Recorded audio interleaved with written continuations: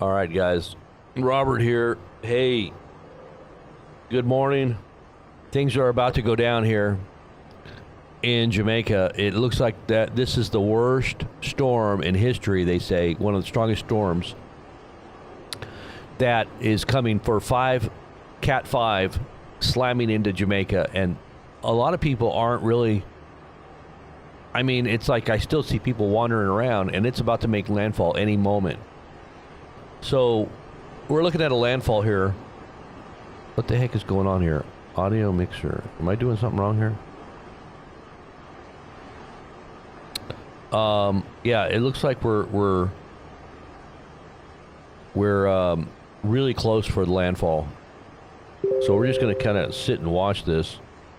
So it says so far, as it's beginning to get close, 3 are dead as Hurricane Melissa approaches Jamaica.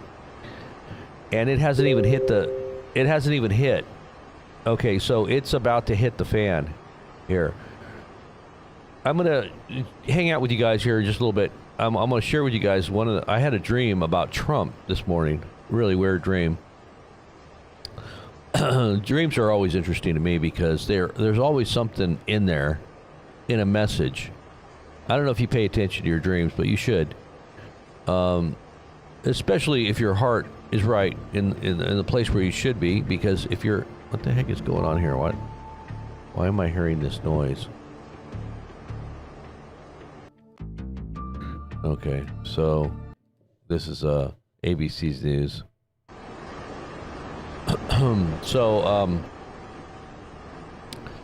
Yeah, just an interesting dream about Trump. And it had to do with his feet being wet. Is this really weird? Okay, so in this dream, Trump is speaking, but he's very uncomfortable. He's very uncomfortable, but he's pressing through. He's pushing through this conversation he's having. I don't know what was going on, but in the dream, I just remember looking at him, and his feet were all wet. Like completely wet. And it looked like they were cold, and he had no shoes on. He was barefoot. He had no shoes. He was really cold. And I came out, and he was looking right in my face. He was like looking right into my face. And I'm looking at him, and I'm like, why don't you, I was trying to tell him how to resolve his problem. Like, I was trying to give him some kind of advice, like, maybe you should get your shoes on or come out of the rain or out of the cold, and I just remember in the dream he was like looking at me, intently looking at me, and I could just see the weakness of who he was as a person, the weakness of his personality and everything. But it was just a very bizarre dream. And I'm looking at this and I'm thinking, well, maybe that has something to do with me thinking about rain or something, or if there is a deeper message here of something going on. I'll have to pray about that and figure out what it means, because I know a lot of times symbolically dreams have messages embedded, and I always tell people, pay attention to your dreams. And I say with your heart being right in a right place, because if your heart's not in the right place, well, your dreams will lead you astray. Your dreams can actually be, influenced by other things other than what you would say would be the Lord or God. They can be influenced by your own subconscious, your spirit, your mind, while you're sleeping, or it could be influenced by spirits that are influencing you that aren't from God. So you got to be careful about that.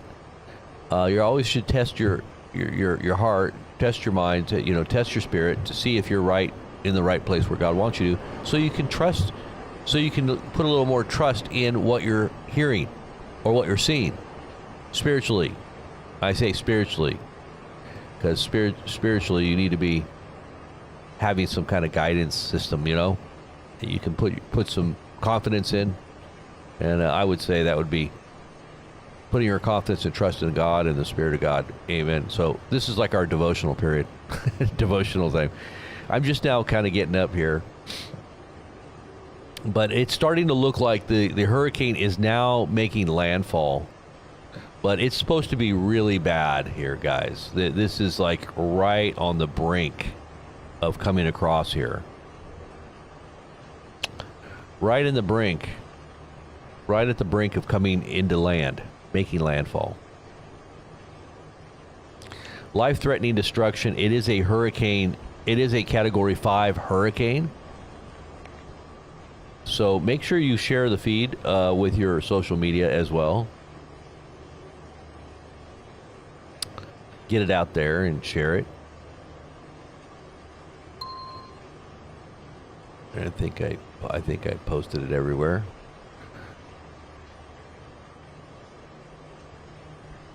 Yeah, it's supposed to be pretty bad here, guys. So be praying for those people. There's a lot of people that don't really have structurally sound homes. You got people that are, I saw walking around the street just a minute ago. I was like, what in the world is going on there? Is this thing even, this one's off. I think this feed is over. This feed here is on. I'm going to try to get a couple more other feeds here. Yeah, it's just now starting to pick up really good. Let's see if you can see anybody walking around. Somebody is obviously streaming this directly from one of the locations right there on the, this is right off the shore. Let me see if I can pull up another feed here.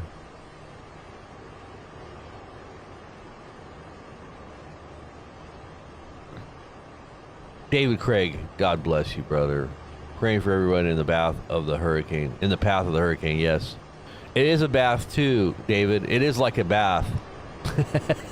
It's a bath that's going to be downpouring for quite a while now. Going to be downpouring for a while now.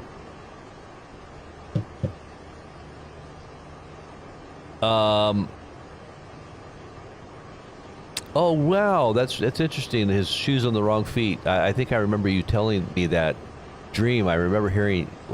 I'm trying to remember where that was. Was that at the fellowship? You told me that, or did you send it to me in an email? I can't remember. I didn't remember reading that dream or hearing you tell it, or maybe it was in the text chat. I don't know. Karen, how's it going, Karen Fed?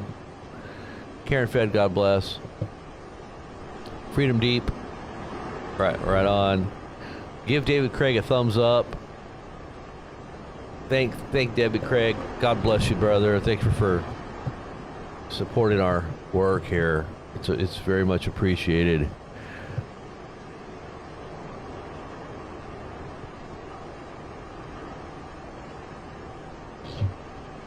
Thumbs it up. Thumbs it up.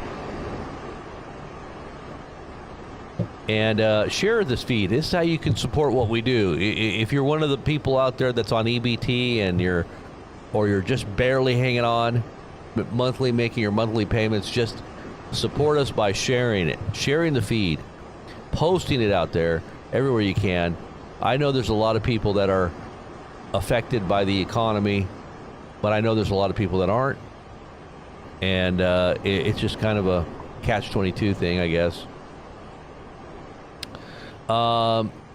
It's okay there, brother.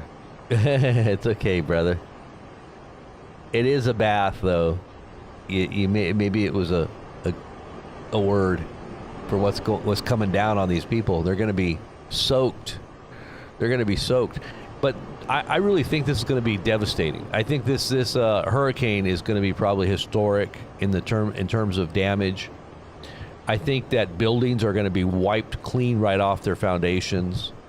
I think that's how bad this storm is. This is a very, very strong hurricane.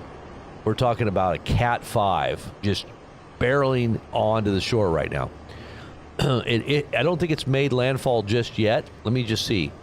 It's right on the brink.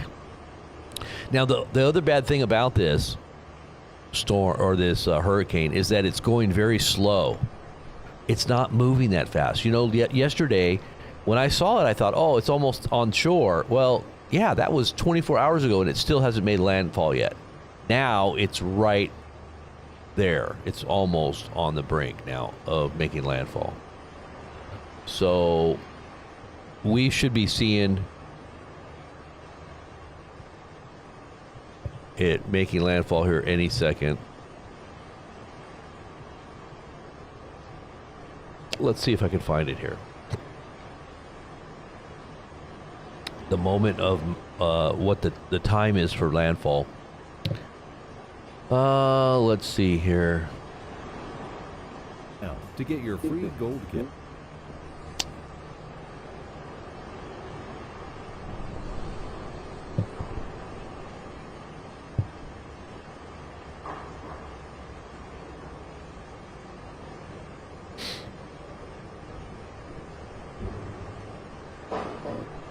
I mean, look, there are some people that are still walking around out there on the bottom right-hand corner.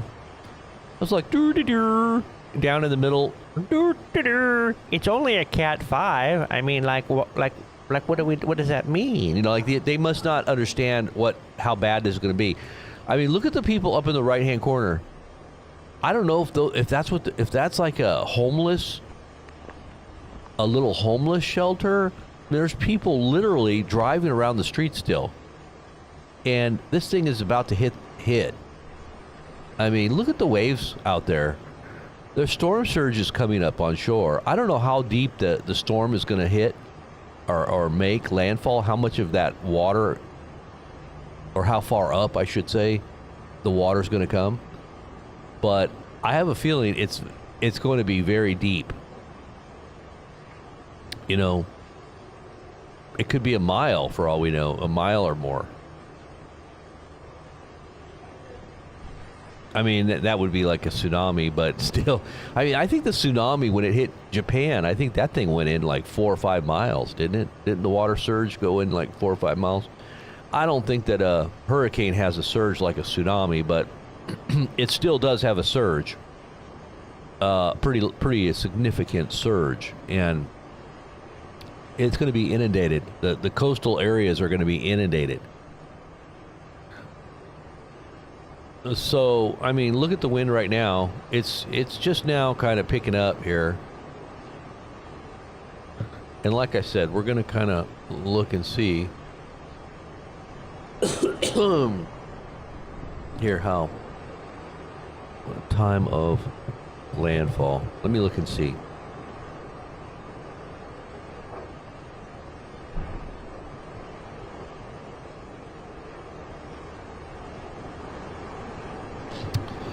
Oh, Melissa, what time does it supposed to be landfall here, Melissa?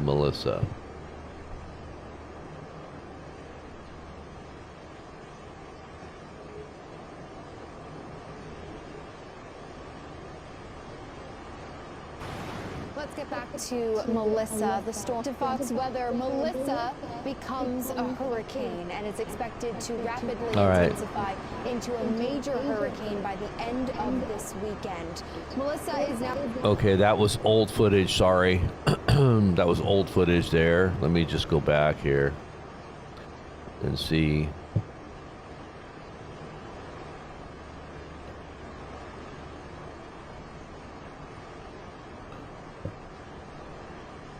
That was an old video for some reason.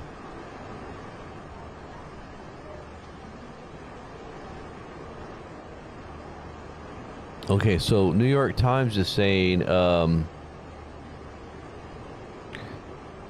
Melissa now stronger than Katrina.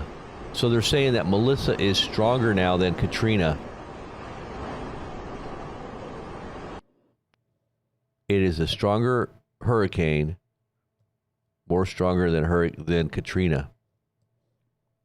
I don't know what happened to the sound there. Did I just lose it? I guess that feed went off there. All right, so I've got a number of different feeds here, but I'll just read you what they're saying here. It says that The authorities in Jamaica and Cuba ordered the evacuation of tens of thousands of people. And this is the latest. It says that Hurricane Melissa continued its rain-soaked, relentless crawl toward Jamaica on Tuesday as forecasters feared its sluggish pace could produce a worst-case scenario of catastrophic winds, prolonged rain, deadly floods, and destructive landslides. Melissa strengthened further early Tuesday and is now the 5th strongest hurricane ever in the Atlantic Ocean. It is now more intense. It says it is now more intense than the peak Category 5 strength reached by Hurricane Katrina, which pummeled New Orleans in 2005. Melissa's maximum strength sustained winds are now 185 miles per hour. Wow. So that means you're going to have gusts that are over 200 miles an hour. Gusts of winds that are way over 200 miles an hour, probably like 210, 220. You're going to find huge winds coming through there.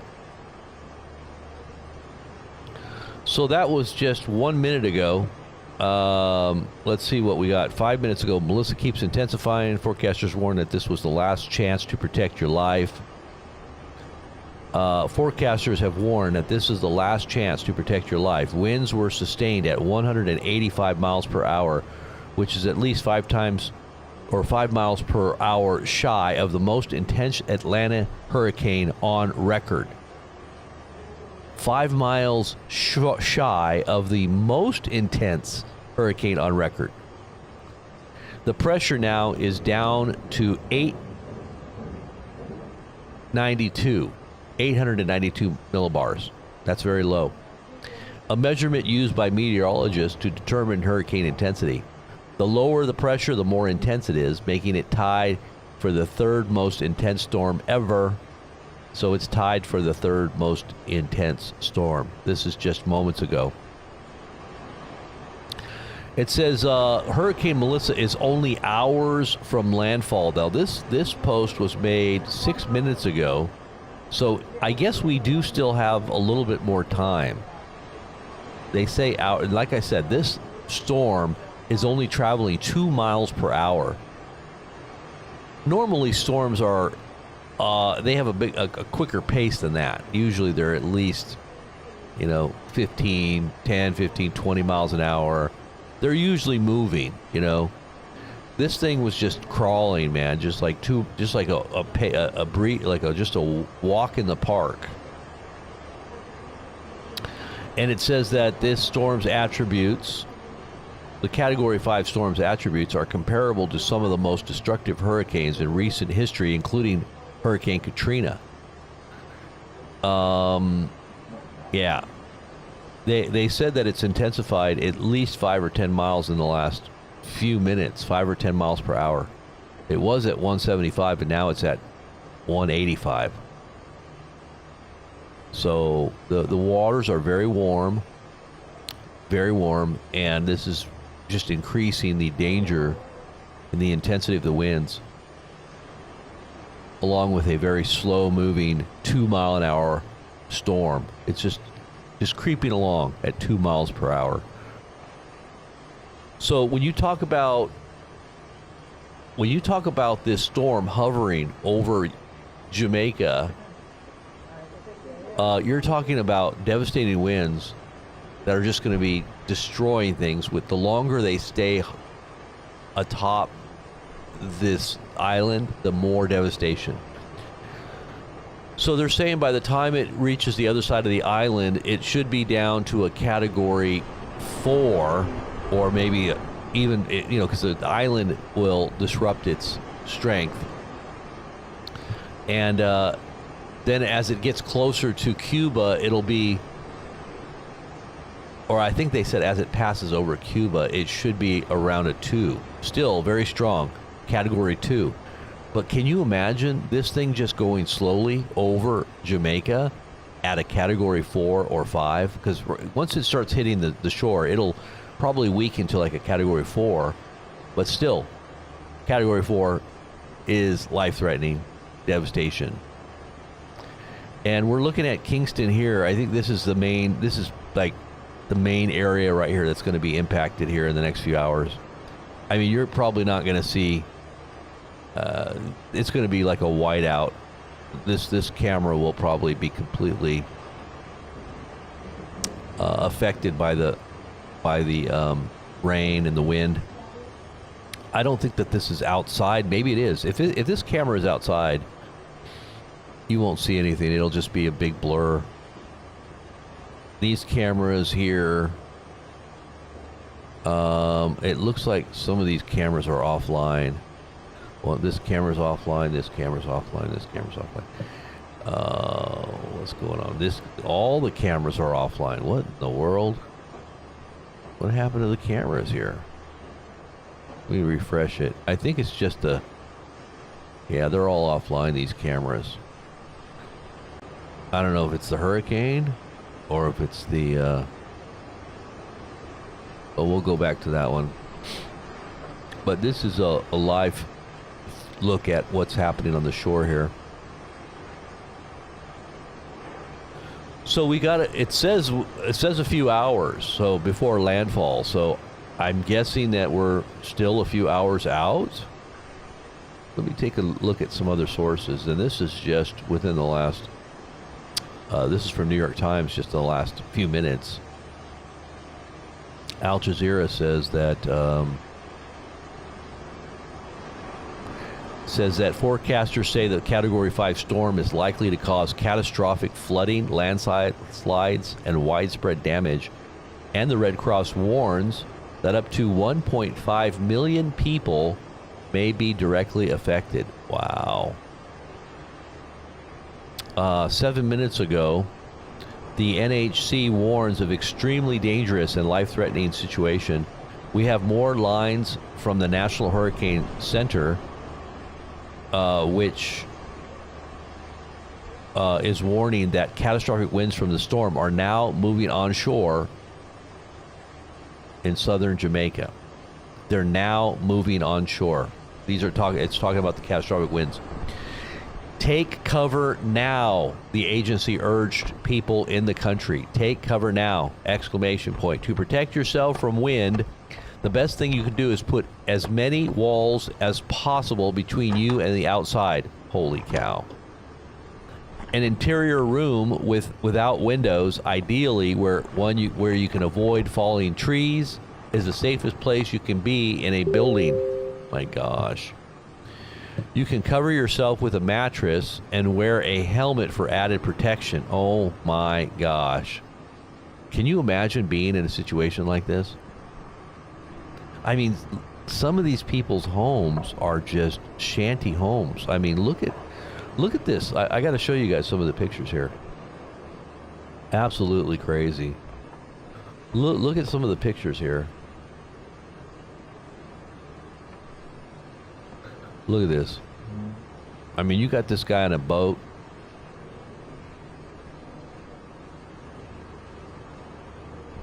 Look at this guy's these homes. They're trying, oh my God, these homes will not be there anymore. When this, I mean, geez, oh my gosh. These poor people, my gosh. You know, and this is a very depressed area. There's a lot of people without homes, or that have small, you know, shanty type homes. My gosh, this is terrible. These people need lots of prayers. Oh, let's see what Reuters is showing here. Is it the same feed that I got? Yep, same feed I got here. This feed is obviously out.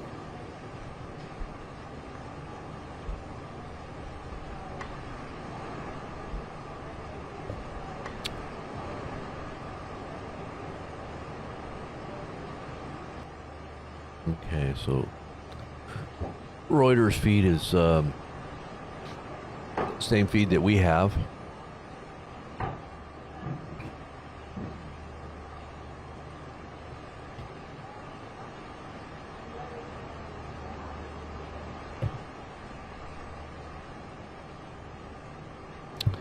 I might go get myself a cup of coffee here as I'm just still waking up here. You know, waking up is hard to do, you know. Because waking up is hard to do.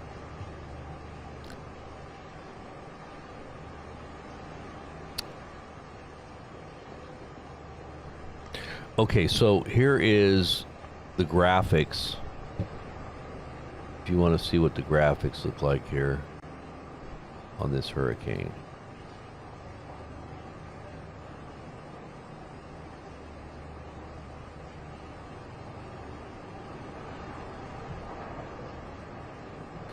So this is the current graphics right now. They're saying that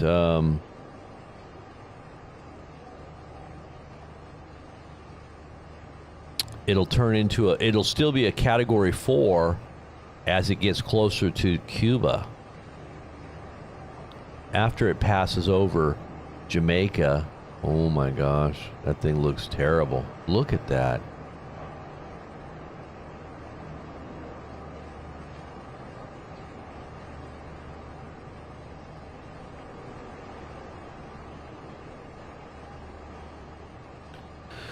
My gosh. Negril, Jamaica. And then it's going to cross Cuba.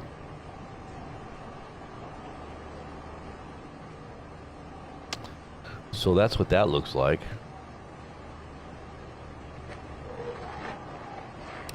And these cameras are all still offline. Is that crazy? How could they be having this feed if it doesn't even work? Oh, okay. So they did. They got a new feed here. Whoa, look at this. This is Flatbridge, Jamaica. I guess that's a... Look at the waters there. Wow. That's absolutely flooded. And it hasn't even begun yet. I mean, this is just the beginning. This is at 9:30 and 54 seconds. So yeah, this is a live cam right here. Jamaica time, I guess it's 9:30. Is that correct? Yeah, or maybe this is the time. What time is it in Jamaica? Let's see if that's. It's obviously somewhere. Jamaica time. Yeah, Jamaica.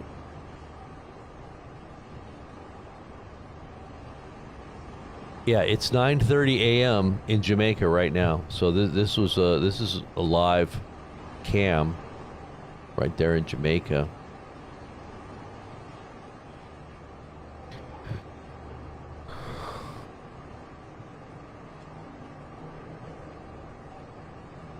Jamaica.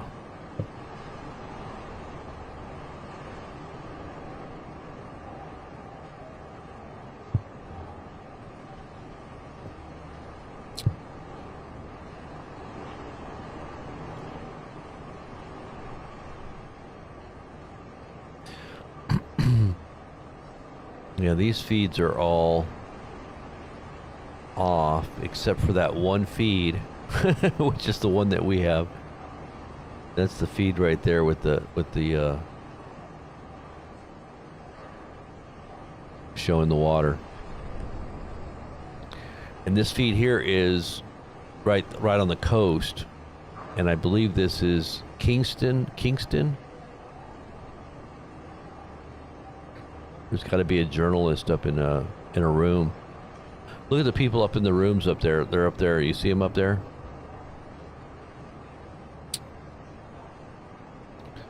That gives you kind of a visual of how strong the winds are right there.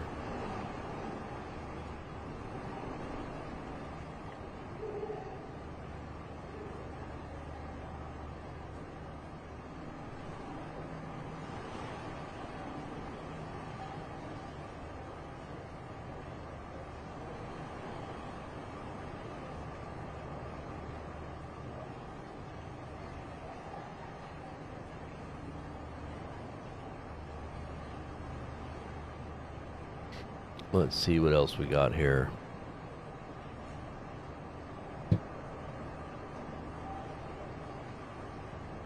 Now I got that song in my head.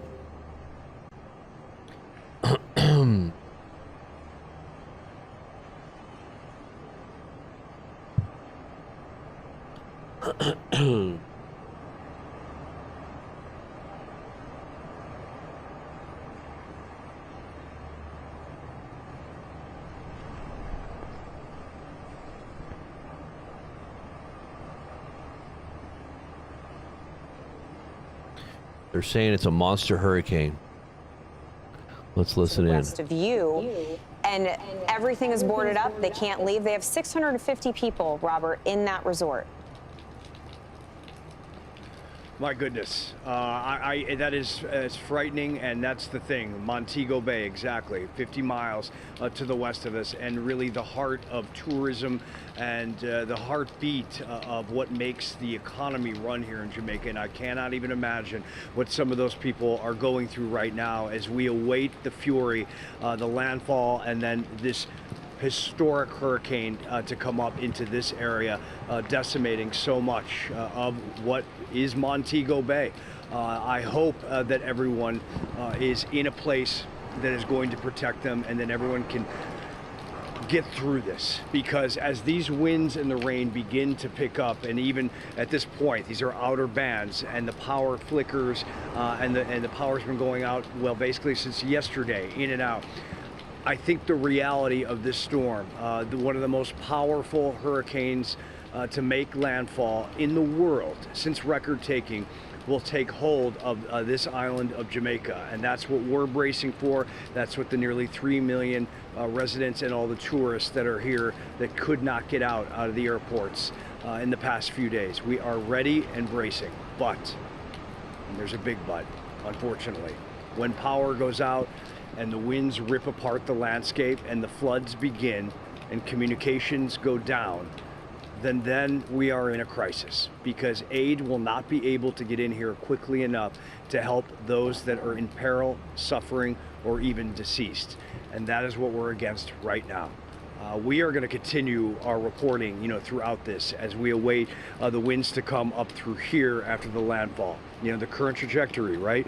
For it to cut to the northeast, to the central zone where we're at, and then exit Jamaica as a Category 4. But it's entering in a historic mode, meandering Melissa for the past week or so, all around the Caribbean Sea, and really just making its presence and history known on this dynamic, powerful, and already deadly hurricane. Back to you. Robert, I do want to have a conversation with you about infrastructure. Obviously, you guys are in a well-built home. On your journey across Jamaica to this home, would this be representative of the infrastructure that will be touched by these winds? Because the National Hurricane Center from this morning has been extremely intentional and aggressive with their verbiage, saying that the winds within this eye wall infrastructure is not anticipated to survive. Obviously, there's a lot more infrastructure outside of where the eye wall is going to be. So on your journey here, what is the landscape like? Well, it depends on where you're at in Jamaica. In this neighborhood, these are fortified structures, perhaps not exactly U.S. code, but where we're at and some of these homes around here are at least going to be, most of them, standing. I mean, the roofs might be peeled off, and other elements around here are going to be destroyed, certainly. The resorts up and down this highway, two-lane road that goes all the way up and down into Montego, those will have damage. There's no doubt about it. Blown out windows and peeled roofs, and a lot of the ancillary structures around will be destroyed. But those buildings should be at least standing. The problem is that up and down these roads are other neighborhoods that are not fortified structures, and businesses right on the sides of the roads, whether it be a little store, convenience store, or a gas station, or a restaurant. None of those are secure structures. And I think that's why the warning from the National Hurricane Center, and you see a lot of that even in Kingston. I mean, downtown Kingston is put together very nicely, but some of the surrounding areas are compromised already. And you know, the topography, the hills, and the water coming down into these areas, and the vegetation, that's another thing. All the vegetation here on the island, much of it will be ripped apart and become projectiles. That can damage the structures. So there's so many variables and so many things that are just going to be so catastrophic in the coming hours, as we have a blowing wind right now. And maybe you see, you know, some of the trees over here as Pete zooms in. We're starting to get some of the most intense gusts here, and it's only the beginning. It's only going to progress and get worse as the hours go by. This imminent historic landfall on the southwest, and then going to cut across the island, damaging so many people's lives. They got big exports here at Jamaica, Robert, as I'm sure you're well aware. Tomatoes among the crops, yams, sugarcane, those are all grown in what is affectionately known as the breadbasket of Jamaica, St. Elizabeth's Parish. We look at what Hurricane Gilbert did, and one of the key points from Gilbert's damage was the loss of agriculture. I mean, we had nearly half of the country's agriculture wiped out. This is a different storm. This is a more powerful storm, and there is going to be a direct hit. But I wonder, when you look at how these winds are going to be moving over the island, there will be parts that are probably unrecognizable. We're talking wind intensity of damage that could be that of a EF4 tornado. Stephen, you're so correct, and there's not even an exaggeration in what the National Hurricane Center is saying, and what you guys are saying in forecasting, and what we're reporting out here. You're right. It'll be unrecognizable in some pockets in the southwest quadrant there. And you're right about the breadbasket and sugar cane. Yeah, and all the farmers, that's their livelihoods. And these are small places down there. These are villages. And most of them, you know, are right there close to the water. And the slope up that comes in, and the vegetation and the roadways that go through. It's a beautiful part of the planet Earth and in this country of Jamaica. And I can tell you, I mean, I went through that entire area during the aftermath of Hurricane Beryl in July of 2024. And mind you, that was not a direct landfall, and that was not even a major hurricane force winds that came through, and yet the roads were compromised all over the place, impassable in places, with power lines down and trees down, and people trying to chainsaw their way through that beautiful agriculture sector that leads all the way, winds around and into Kingston, the capital city. The entire island is not going to have one pocket that is not affected by this storm. It's hard to wrap your head around what winds like that feel and sound and can do. It's almost impossible. Really, how many people have ever experienced that? And that is why this is going to be one of the worst landfalls in hurricane history since data has been taken. Yeah. We are very, very nervous, as are everyone here on this island at this point. We have prepared, everyone has prepared as much as they can. And now we will wait these impacts. And then the aftermath is just going to be hell on earth. Born and grown in the Caribbean, no doubt about it. In Jamaica, one of the many beautiful islands within the Caribbean, but going to see just how furious that Caribbean can be during a season like this. Fox weather correspondent Robert Ray for us in St. Anne's Bay. Appreciate it, Robert. Thank you. Our coverage of Hurricane Melissa's landfall, it continues. As we've been saying, the eye wall of Melissa already beginning to move through. We are going to continue with our live coverage. We'll also be momentarily joined by our hurricane specialist. So they're saying pretty bad stuff. Like I said, it's going to be devastating. I'm sure that there's going to be many people die. Unfortunately, there's going to be many people that have perished from this. This area that you're looking at on the cameras they're not built to code. SB, you probably know. I think you're a builder, aren't you? Aren't you a builder? You would probably know, or anybody out there that's a builder would know, that these structures probably are not going to survive, these horrific winds. You're talking about 180 mile an hour winds that aren't moving that quick. They're just going to hover. You know, if it was one thing if it went through really quickly, but if it just kind of hovers over the top of this island, it's only going 2 miles per hour. You're talking about these types of winds just beating on these structures over a period of time. Oh, a state inspector. Okay, yeah, SB state. You know that these are probably, a lot of these structures are going to be wiped right off the map. There's not going to be anything left. And these people, these poor people, don't have anywhere really to go. I mean, I don't know if they're, yeah, not definitely not to code, not to our codes at least. And even if they have codes, they're codes that are probably not even close to what would be required to be able to withstand these types of winds. My goodness, you know, just pray for this island, because I think there's going to be total devastation. You know. But, you know, I think they've had hurricanes in the past, but I don't think that there's ever been, from what I've understood, there's never been a direct hit of a hurricane of this magnitude directly hitting it. It looks like this feed is off too. Some of these feeds are just going down because of probably because of the wind. You can see a lot of these feeds are out. I'll see if I can pull up another feed here. Let's see if I can find another one. Yeah. Yeah, it's funny how all these feeds are going out. That's probably what's going to happen.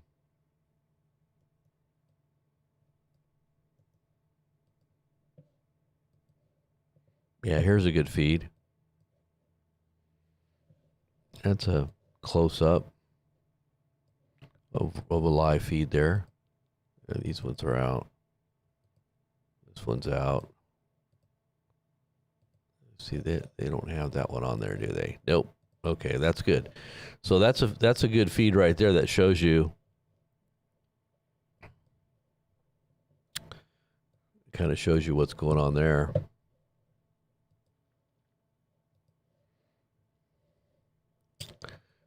I'll see if I can find some more good feeds here.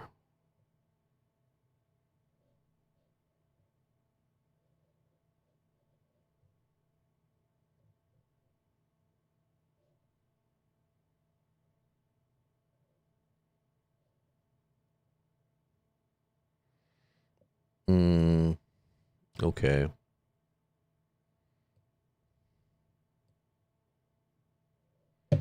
Cross Island have been forced out of service by the hurricane force winds and lightning.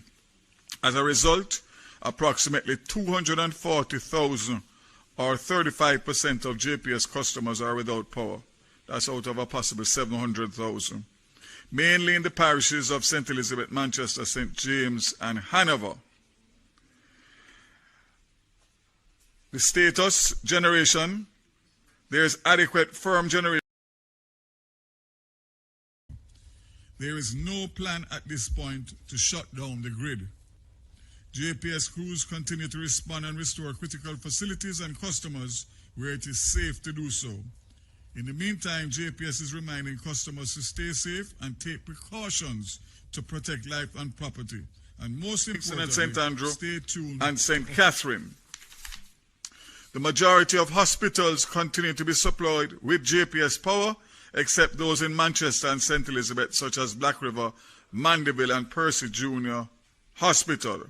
But I can confirm that they are operating on standby power, generator power. There is no plan at this point to shut down the grid. JPS crews continue to respond and restore critical facilities and customers where it is safe to do so. In the meantime, JPS is reminding customers to stay safe and take precautions to protect life and property. And most importantly, stay tuned to official channels of information, which include government and JPS, for further updates. As it relates to our telcos, I'll start with Digicel. 26% of mobile network is offline, predominantly due to the widespread loss of power. There's a further 209 sites running on generators and 9 on batteries. For fiber to home customers, we are seeing 20% customers offline due to no power in their homes.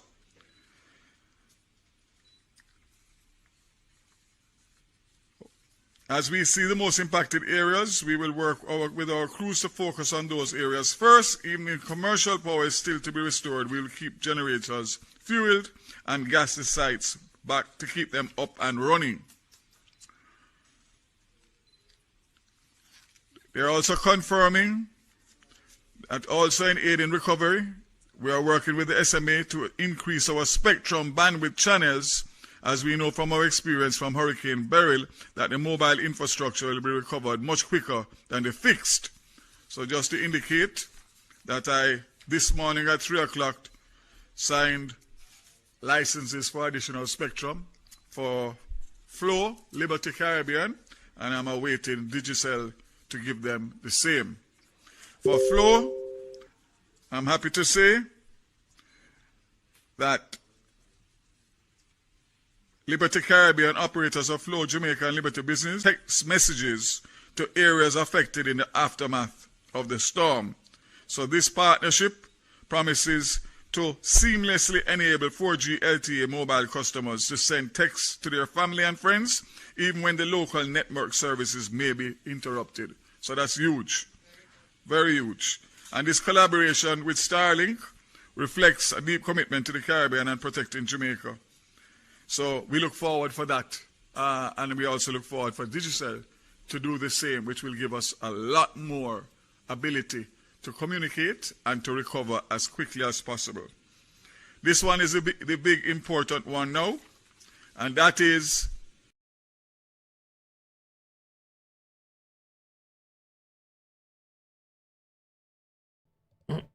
that is what? What happened? We lost you. I guess that was it. That was the end.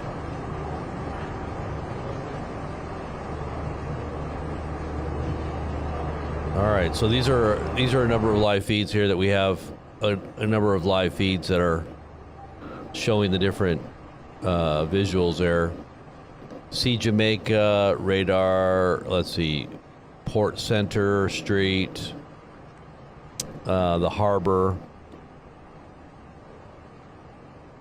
The sound is coming from the one right in the middle.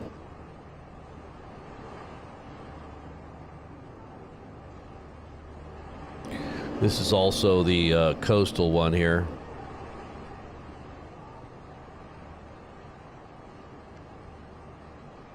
All right, here's another feed here.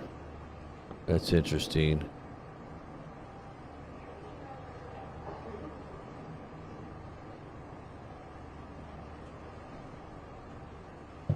Let's see.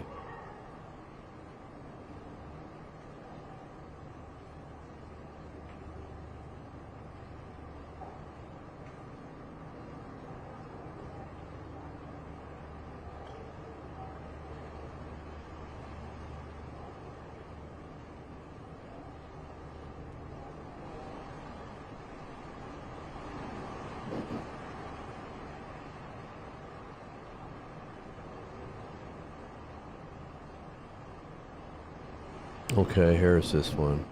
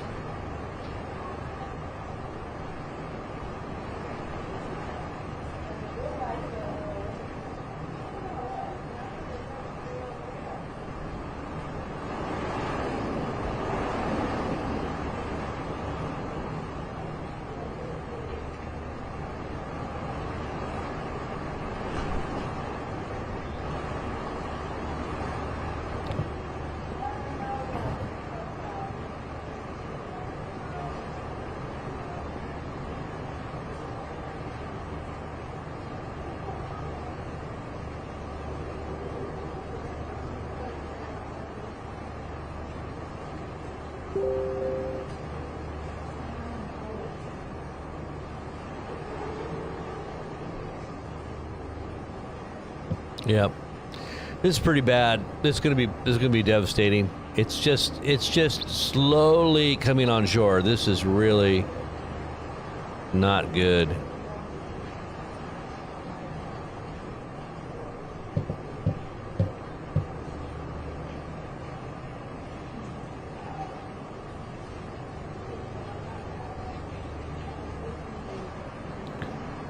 This one here.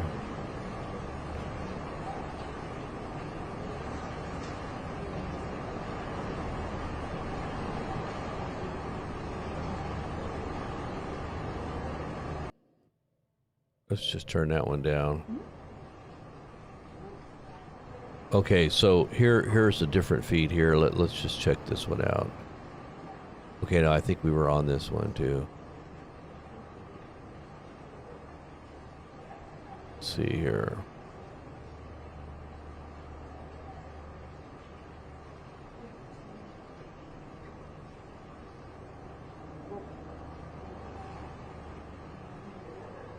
Yeah, this one here, this is somebody just, let's see if we got some sound on this. Look at this feed. Oh my goodness. This feed is crazy here. You can tell that there's somebody just sitting right there.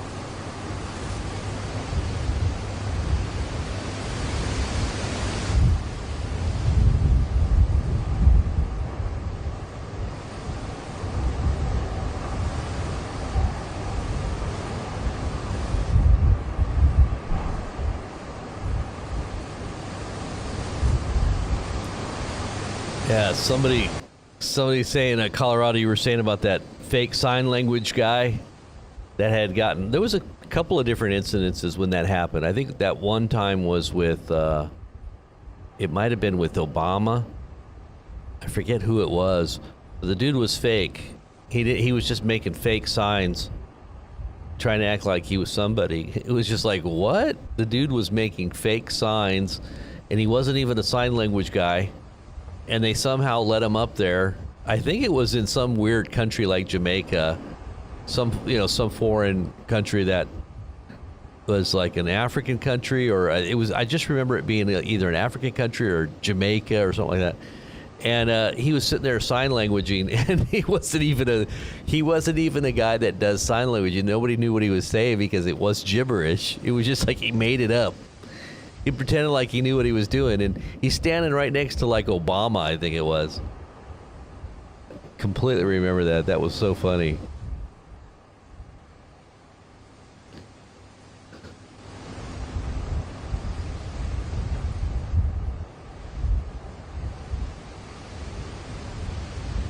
The spaghetti models are saying Alfredo sauce with meatballs. That's what the spaghetti models are saying. And now I'm kind of hungry. You know, I'd really like some spaghetti. Now, the spaghetti models are showing it's all over the place. It's like a big old splat of spaghetti. It's funny how they call it spaghetti models. Spaghetti models.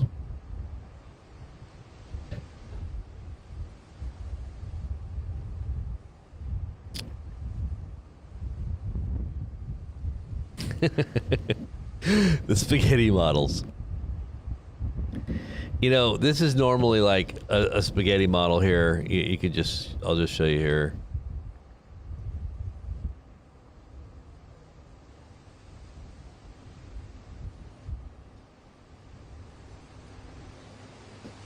You know, something like that is what they call a spaghetti model.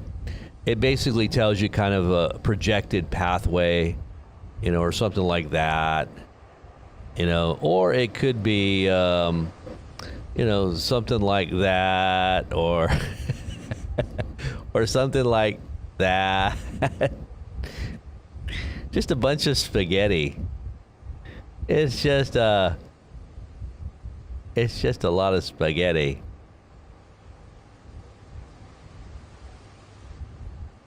Or like that.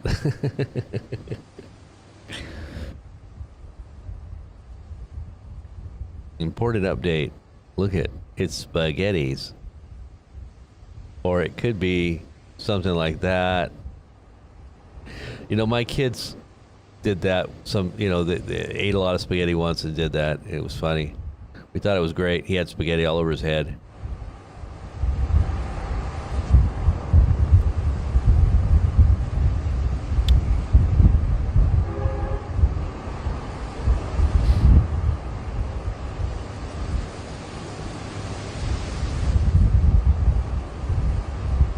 All right, Xbox is saying about 30 minutes before landfall. 30 minutes before landfall. So, yeah, you got a little bit of time to go get yourself a cup of coffee and hang out here. We can pray for these people and definitely hope for the best and pray that they don't, you know, have any catastrophic damage to their homes.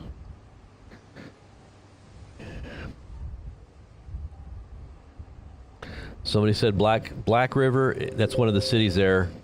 Xbox says Black River and White House being hit, and that Sandals Resort are taking direct hit. Yeah, that resort has a lot of tourists that couldn't get out. Can you imagine being a tourist and not being able to get out of there? My goodness.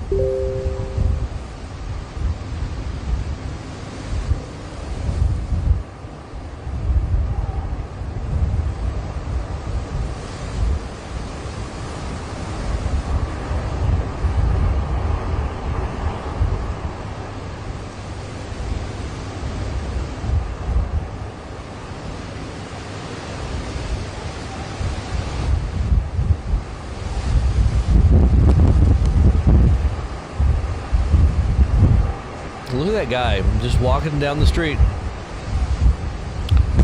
Just like it's just another day. Don't mind that hurricane. Guy's riding his bike. It's just a little wind.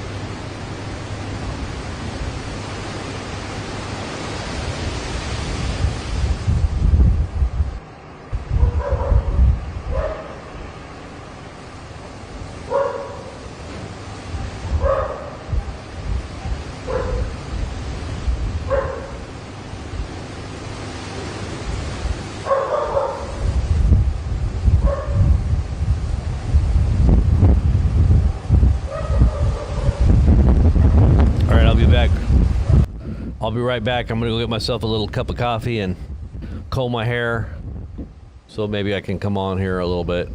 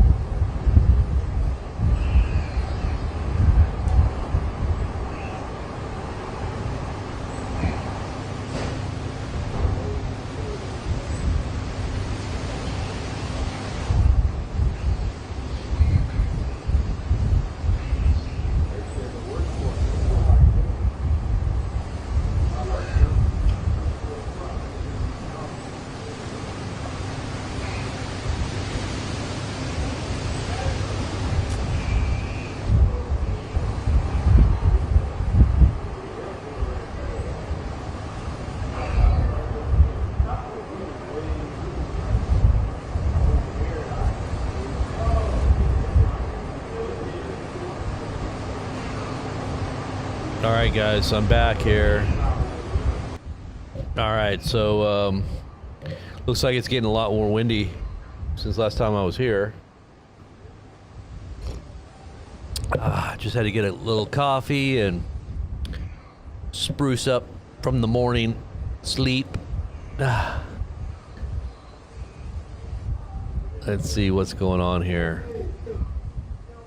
Somebody's talking in the background there, obviously.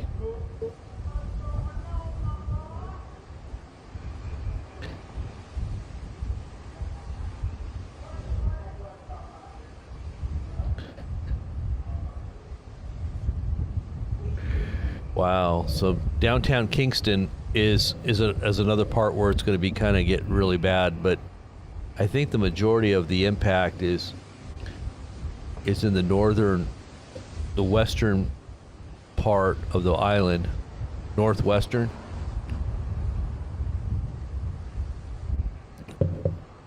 Yeah.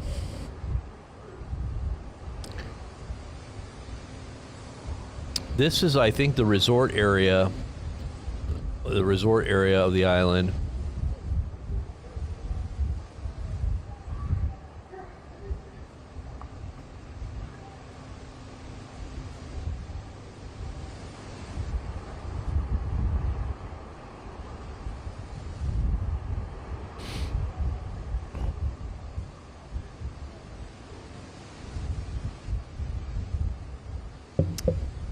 Wow.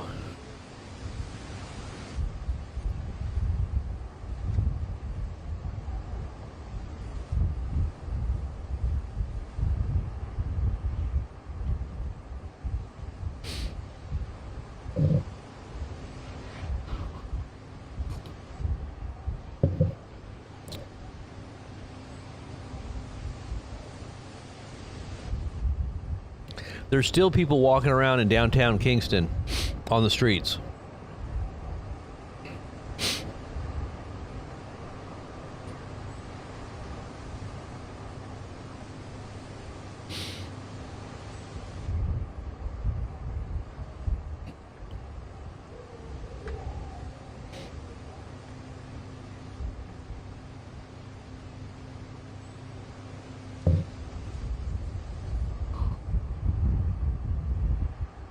One Love.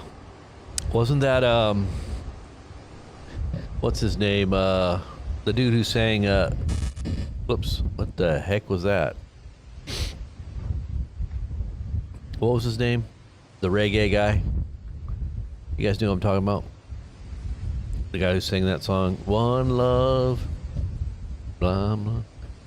Who sang that? Let's get together, it'll be alright. Let's see. Bob Marley. Yeah, that's it. Bob Marley.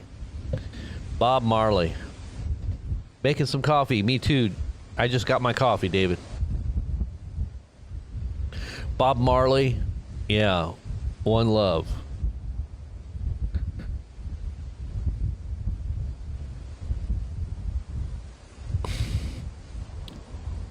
I bet you he was from the island of Jamaica, I bet, huh?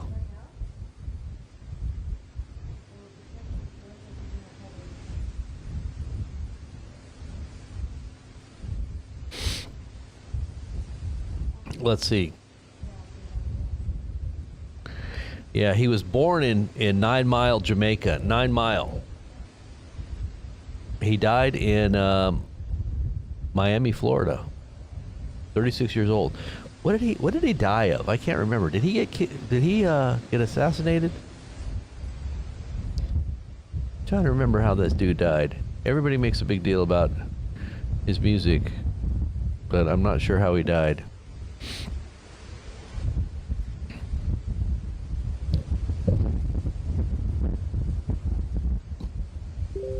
So did you know he got baptized in the Ethiopian Orthodox Church right before he died? So a few months later, Marley survived an assassination attempt at his home in Jamaica, which was believed to be politically motivated. He permanently relocated to London, where he recorded the album Exodus.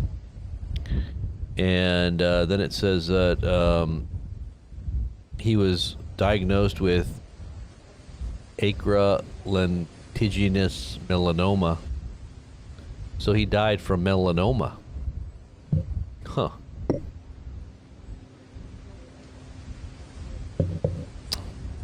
I thought he was assassinated, but I guess he did survive an assassination attempt. But yeah, he was born in Jamaica. Jamaica, man.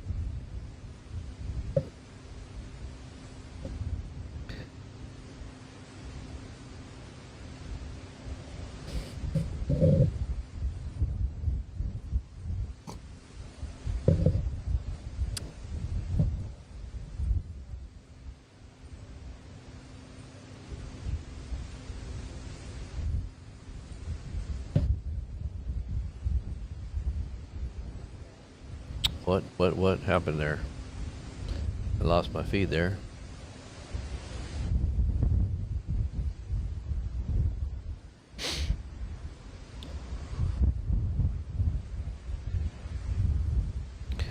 Yeah, you can see it's definitely picking up. So I'm guessing now the landfall is imminent. It's got to be within the next 5 or 10 minutes. Yeah, the landfall has to be happening right about now. They said about a half hour ago, close to a half hour ago, it would be a half hour, so it's got to be really close now.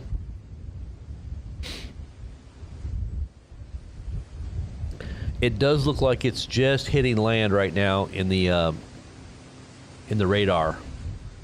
It's right now just hovering over the coast.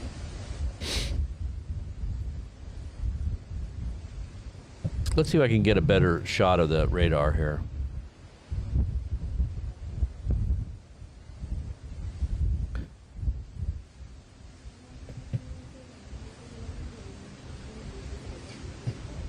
Let's see if I can find it here.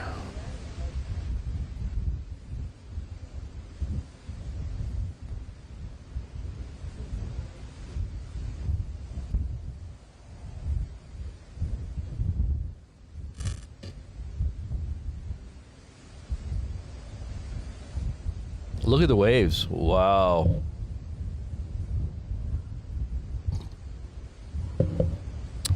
And this is Kingston Harbor. Let's see. And that is a dog. That is a crazy woman. Anybody know where that quote comes from? That is a crazy woman. If you can figure out where that comes from, then you get the brownie point for today.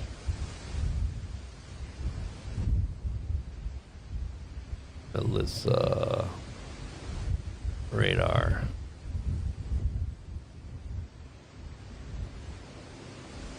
Let's see if anybody figured it out. Nobody knows? In the chat?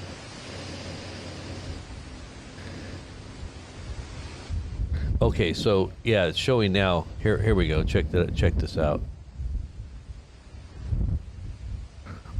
So it's now very close to landfall right there right above Alligator Pond. Should Cuba be worried since the storm isn't weakening? Yes, Cuba should be.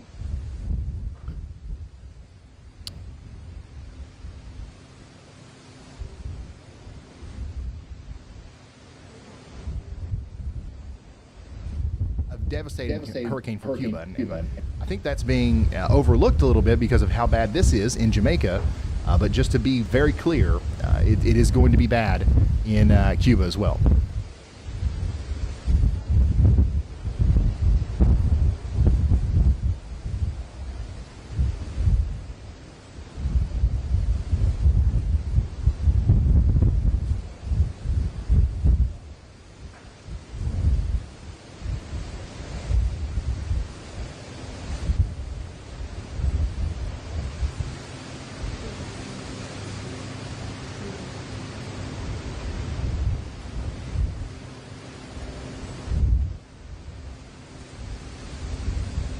The question was, somebody said, they missed the question.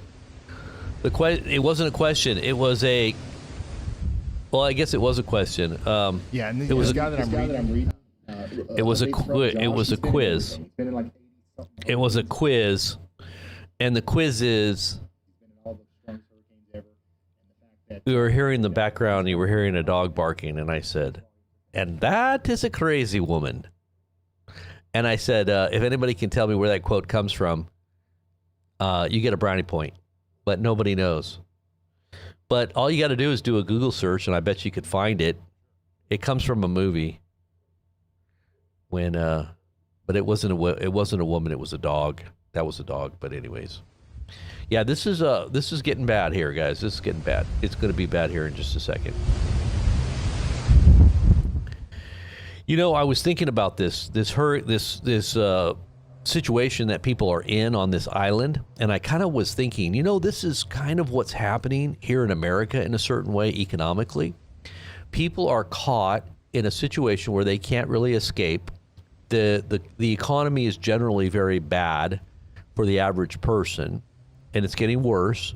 It's affecting everybody, and they can't really escape it.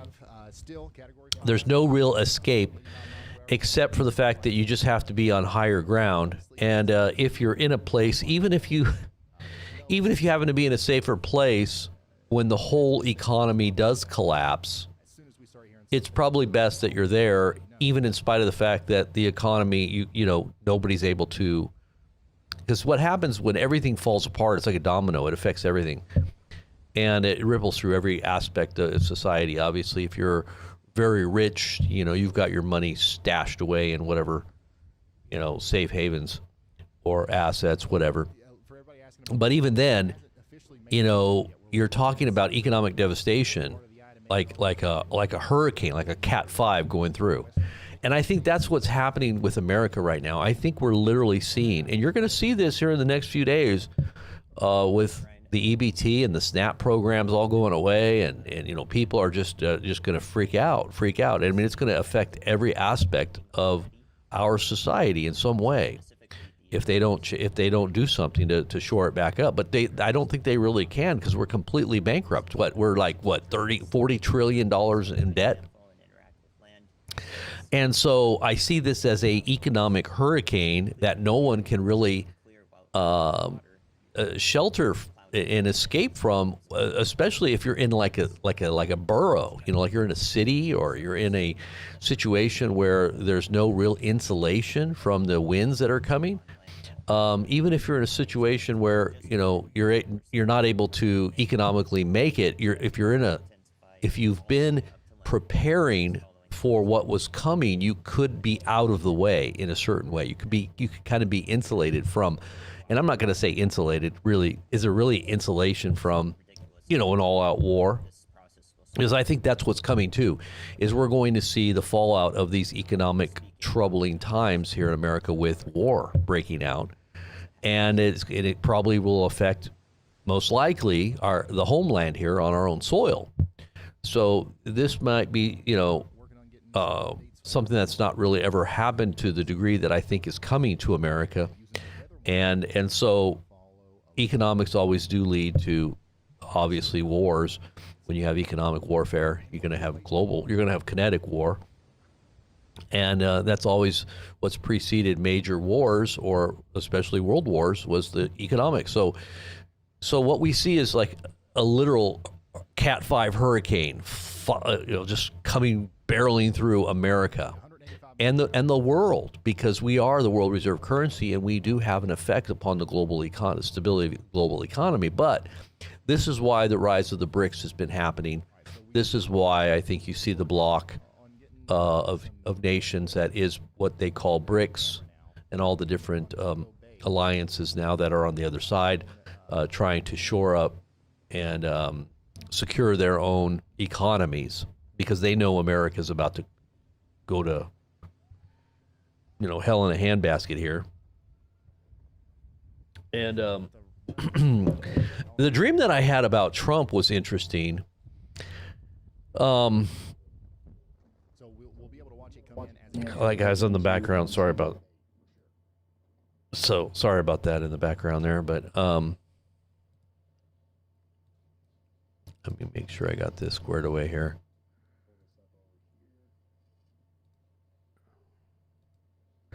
Okay, so here is, let me just show you this really quick. There you go. This is Montego Bay. I guess they say it's coming in there. This is where it is right now. It's just now crossing into the country right now. Savannah, Lamar.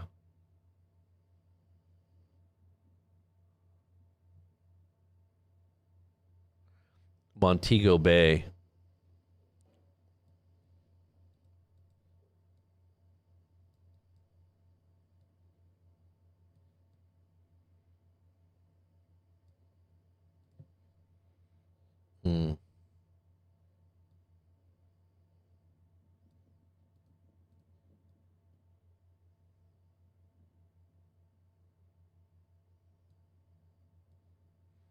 Sorry about that.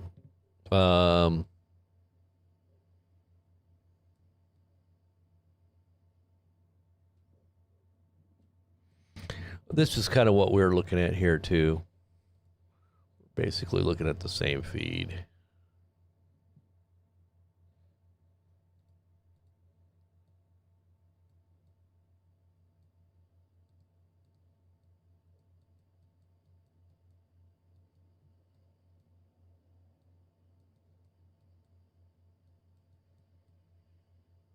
Emergency crew.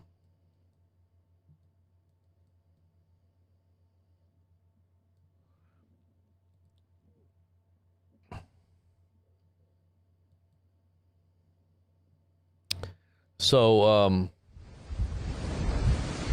basically, what I was saying was, in likening what's happening to what is going on with Jamaica in the natural hurricane situation they're facing, is that there are people that are living in like boroughs. I'll just say this: they're probably not going to survive this if this hurricane bears down. Like for instance, the people up there in that left-hand corner. You see all those little shanty homes? I don't know what that is. I think that's pretty much where people are kind of holding on, hoping that they're not going to be, killed by this. But there's a lot of poor people. And economically, they don't have the means to be in a place that is safe because they just don't have the ability. There's just too many people that don't have resources and or locations they can run to that are going to be safer. And they don't have the, whatever, connections, whatever. You're just going to be in a place that's in a structure that's not strong. The wind's going to beat against your house and your house is going to fall. That's what the Bible talks about. You build your house on sinking sand, your house is going to be shaken and fall. But if you're building it upon a rock, well, then when the winds come and the waves beat, your house won't fall. And so, and you could say that economically, but you could also say spiritually speaking, even if you're in a poor situation, a poor environment, if you are rich in God and you're rich in your faith, then your house will stand and God will protect. Even I believe in a physical way, He'll protect you. I do believe that God can do that.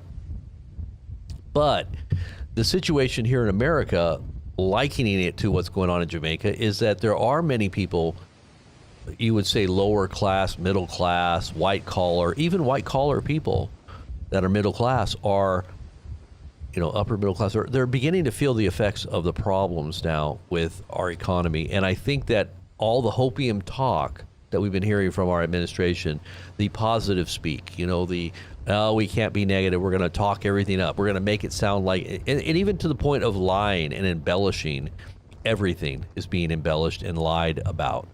And, that totally disconnected with the rest of the world. The world is just scratching their heads at our administration, wondering, what the heck? They're saying this. They're saying they're having consultations with us, and we're not even talking to them. How could they be misrepresenting nations and their negotiations and saying, Trump saying that he's been having these? I mean, when you're doing stuff like that on a national scale and you're making statements about what you're going to do covertly, in a public forum where the whole world hears. I mean, that to me just sounds very crazy. Like, what is going on with the people that are ruling and leading this country? Are people that duped to the point where they don't even get it? That we're being sold a bill of goods, and people aren't prepared because they're believing a bunch of lies? When literally the country is literally on the brink of collapse and or being swamped by a Hurricane 5 hurricane, and all you hear is, it's going to be fine. We've got the hottest economy. The sun is shining. Don't worry.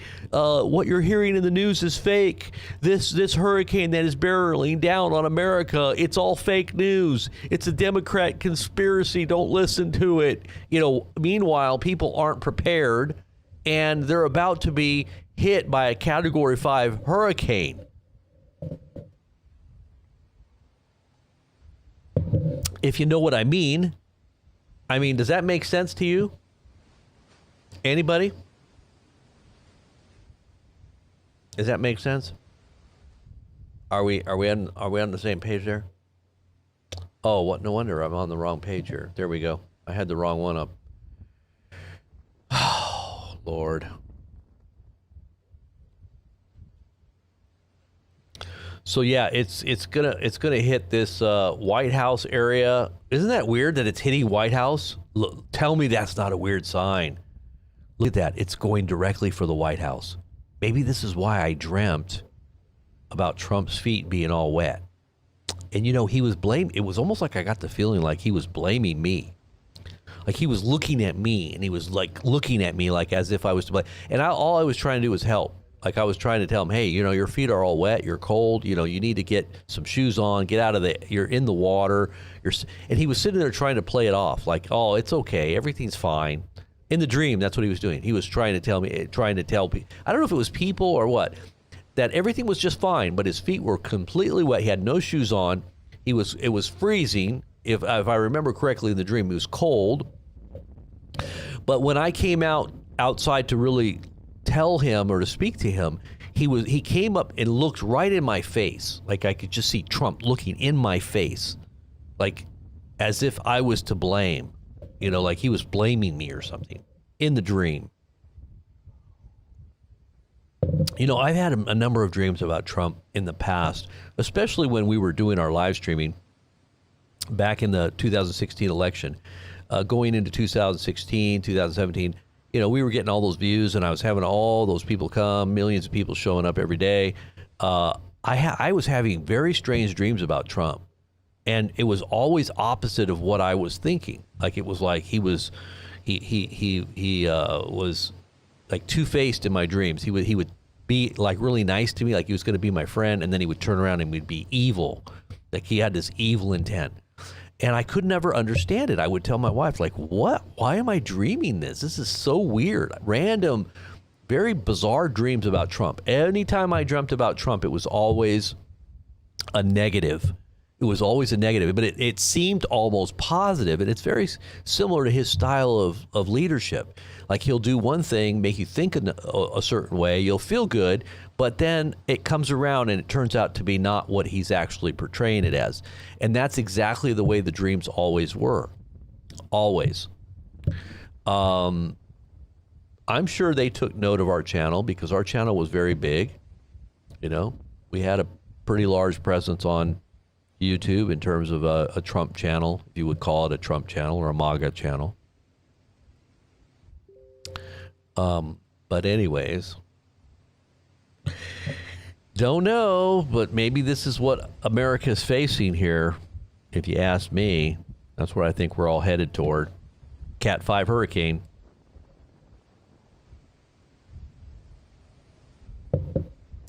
Could I see his feet in details? I heard dreams are good as AI to imagine feet and hands. Oh, you know what is weird? Thank you for sharing that AI part, Gabriel, because I just remembered when you said that. I do remember something about AI. Like the AI was in my dream. Like the dream had something to do with AI. Now I have to find out what part, because this dream just happened a little bit ago. And I didn't sit down and really think about it, but now that you said that, I remember now. I saw the letters AI in the dream. It was somehow connected to the dream, AI itself. That is so weird that you said that. That is so weird. But I can't remember exactly what it meant. Like I said, I'll have to just think about it. You know, as time goes on, sometimes you kind of get more details of what you remember. Like, have you ever had a dream where you don't remember it, and then as you're going through your day, something reminds you of your dream? Somebody says something, or you do something, and you just like, oh, that reminded me of the dream I just had. You know, so the dream part about Trump was very clear, and his feet. But do I remember specifically the feet? I just remember seeing his feet being wet and cold, and he was standing there. And the thing was that he was trying to play it off. Like, he was trying to be tough. He was trying to endure. He was trying to make it seem like it was okay, when I knew that it wasn't. It was not good. And I was telling him, you need to get you got to get out of there. You got to move. You got to get out of. And he came up to me directly, and I could tell he didn't like what I was saying or what I was doing or something. It was almost like he was blaming me for his situation, or it was just weird. It was a very strange dream. You were kind of naughty to Trump lately. I'm always saying things against Trump now. If you've been listening to anything that I've been saying over the last 4 or 5 years, you would know. You know, since 2020, I've not been I've not been singing Trump's praises at all. Strange how my question kicked a dream memory. Yes, Gabriel, it did. The AI, when you said that about AI, that it just clicked to that AI part. I just remember something about AI in the dream. Yeah, it's very strange that it would click that part of the dream out. But I don't remember the specifics of what the AI meant. I just remember seeing the letters AI, and there was some connection to AI somewhere. Very strange. Oh.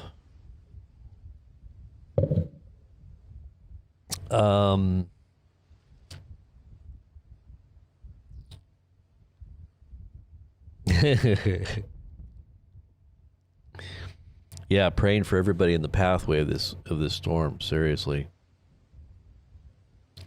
this is another view of it, of different cameras here.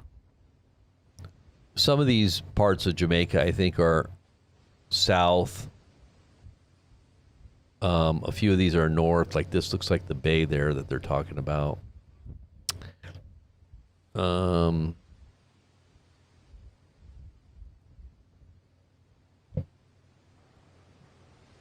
This feed needs to be refreshed here.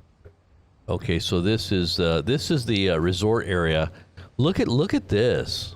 Look at the waves coming in. You're now seeing it starting to approach. Look at the roofs are being ripped up a little bit there too. You can see the roof being ripped up.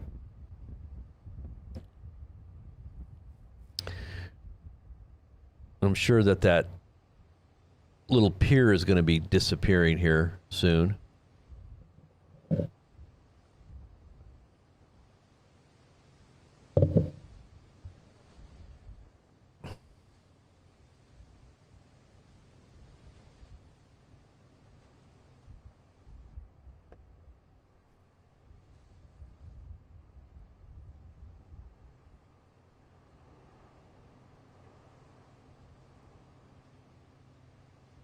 There's a duck out there, or some kind of a bird out there. Look at that. What in the world, bird? Get out of there. What are you doing? You're gonna die. It's like, man, it's windy out here. What's going on? Never seen wind like this before.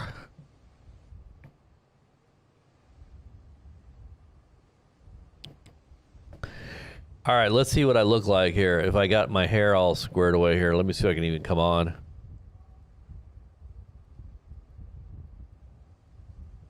Let's see here. What do I look like here? Oh.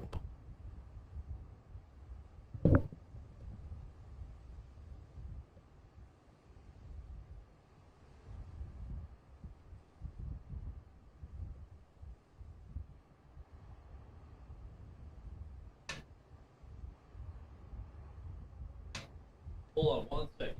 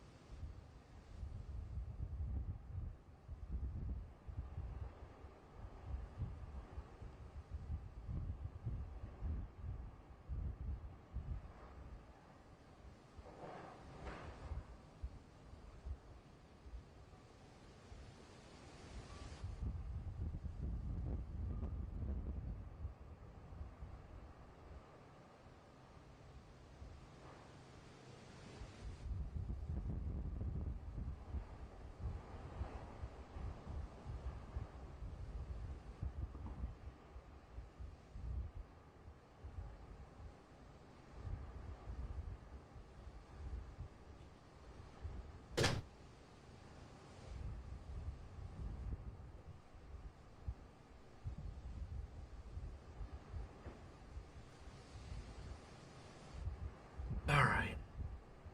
I'm back. Now, don't mind me if I look like Farmer John. I might look like Farmer John here. I got my Farmer John suit on.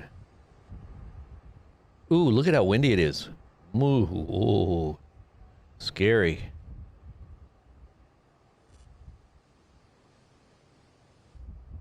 Let's see.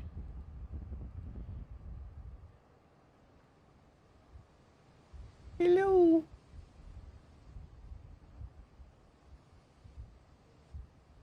What? A bus? You got to be kidding me. A bus is out there. You got a bus driving around in the middle of a hurricane? You got to be kidding me.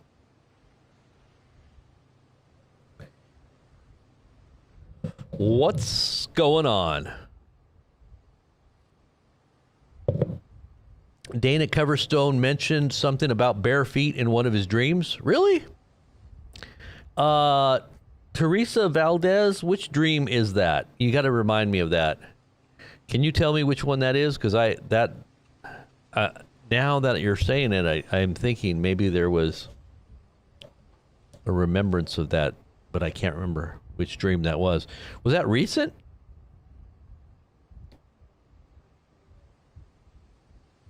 One of the last guys out took it to get home. Oh, really? He took the bus to get home? How do you know? Someone on a surfboard. Is there somebody on a surfboard out there? Are you kidding?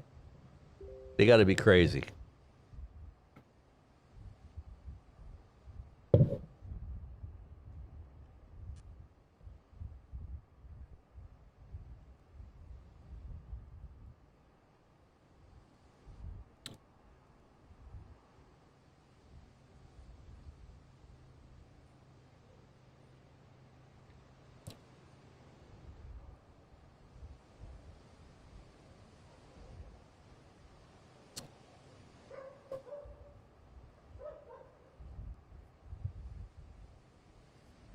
Let's see what else we got here.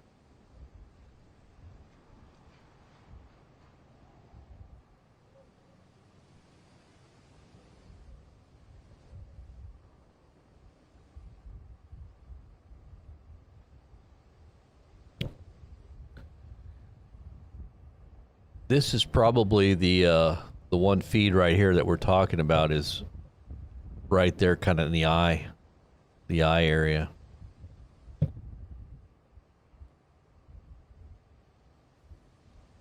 So what's going on, guys? Is everybody doing good? We can just have our devotional period right here instead of going over to the other channel. I'll just do a Bible study right here. What do you think?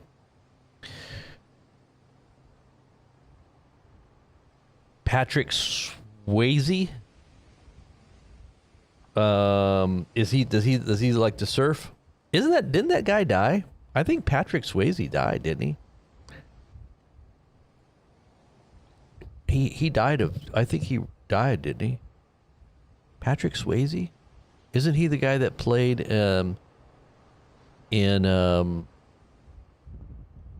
what movie did he play in that was really popular? It was a dance movie, right?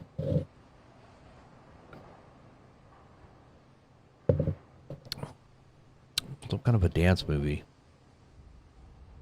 Someone's saying they moved some of our ships that were down there fighting off cartels. Yeah.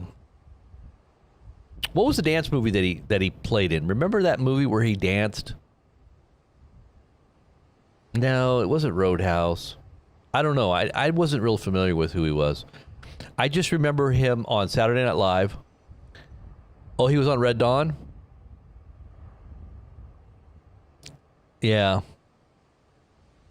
I never saw any of those movies. I don't even think I saw Red Dawn. I think I saw parts of Red Dawn, but I didn't remember that it was him. Dirty Dancing, yeah, that was it. Dirty Dancing was the big one that back in the 80s, right? Wasn't that like the 80s? And the Ghost was when he was dead, yeah. Like when he was supposedly dead. It's kind of weird that he would do a movie about himself being dead.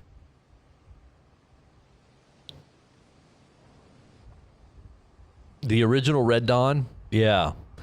Everybody says that was better than the new one, right? Oh, look at that.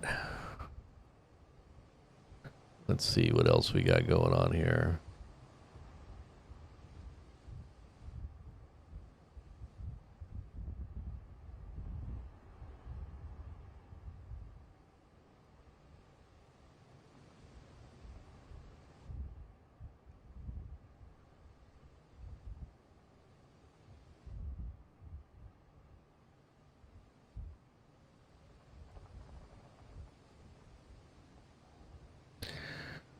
So, like I said, I think this is the epicenter of where the eye is coming to. Look at there, still that bird is still out there. Look at that bird. That pelican. It's a pelican. He's just swimming out there. That's not a surfer. Somebody said, "Is that a surfer?" No, that's a pelican. That pelican is just like, I ain't leaving. Look at, he's still right there, right where he was sitting there just a minute ago, and he keeps flying back to that same spot. Maybe maybe that's his home. Maybe he's a pet. He's like, this is my dock here where I like to spend my time. I'm not moving. The waves are definitely getting bigger. The waves are getting bigger, and it's also getting a little bit more misty. And there's still cars driving around down there. Can you see that? There's still a car down there driving around. It's getting misty. And you can see the waves getting bigger, and the wind is getting stronger. So this looks like it's starting to get stronger here.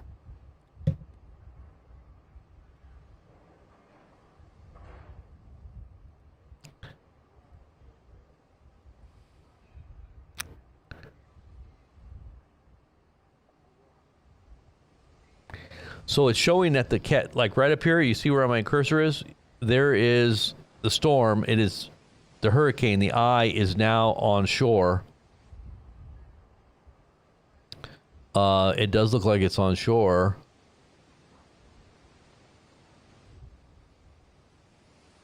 But are there cameras right there in this area? I don't know. Kingston is down here. You know, we're seeing camera footage of Kingston, but Kingston is down a little bit farther south. Let's hear what he has to say here. Actually, no, but it is very close, as you can see here. They'll announce official landfall here soon. Okay, so it's not, landfall hasn't actually happened yet. It's almost there. Almost there. 184 miles per hour. 184 miles per hour. So the U.S. has just struck 3 more boats in Venezuela waters. I guess we've sunk another 3 more ships or boats or whatever. I think we're getting ready to go in there and have some kind of war with. He doesn't call it a war. He just said, no, we don't need to go to Congress to declare war on Venezuela. We just need to go in there and kill people. Did you see that? He said, we just need to go in there and kill people. I thought that was interesting. Did you see the footage of the insider who is Steve Bannon? Everybody knows Steve Bannon. Steve Bannon was really the main, he was very instrumental and was credited as someone who facilitated Trump's rise to power in 2016 and was credited as having been the one who helped get Trump elected. And Bannon is inside, even though Trump didn't like Bannon that much, because especially the way he dressed, he doesn't like bad images. Trump is very big about image. And Bannon, isn't very well kept. He doesn't keep himself looking professional. Like, he wears 3 or 4 layers of clothes. I don't know if you've ever seen him, but he layers himself with clothes. Like, he'll have a t-shirt, he'll have a polo shirt and another polo shirt over that, and then he'll have a sweater or a coat over that. I mean, he just looks like he's just homeless. And his hair's always a mess, and he's always got a 5 o'clock shadow, and he just looks like he's just always just rolled out of bed. And this guy's supposed to be, this is why Trump, pushed him out in the first administration, because I think he didn't like the way he carried himself, right? But he is an insider, and he is very well connected to what's going on. Did you see what Bannon said the other day? He said Trump is going to have a 3rd term, and they're already in preparation mode for making it happen. So he's going to be president in 2028. That's what he said. He said that the other day, and people take Bannon's words pretty serious because, he's definitely well connected.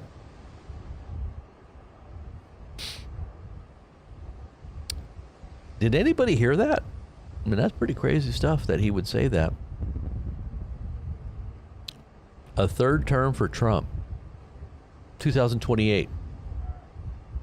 You got to be kidding me.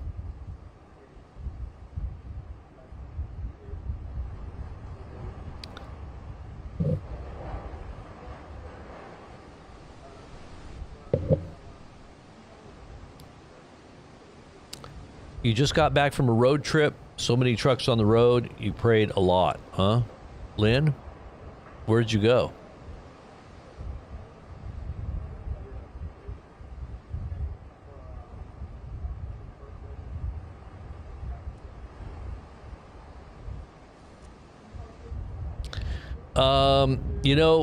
That whole Red Dawn movie, and I'll probably have to watch it. The original, people say, is the one that you want to see, but potentially we could see something like that happening here on American shores with both Russian and Chinese. I would say more of the Chinese, possible Chinese. They've already infiltrated every aspect of our society. All the institutions are compromised. The Chinese are definitely embedded deeply into America's infrastructure, critical infrastructure. And I think a lot of our technology also has lots of back doors, because a lot of our computer chips, they say, are compromised, that are in most of our computers. The estimated time of arrival for landfall is now. It's literally happening right now. So they're saying that they're going to give the word. But like I said, this thing is moving so slow that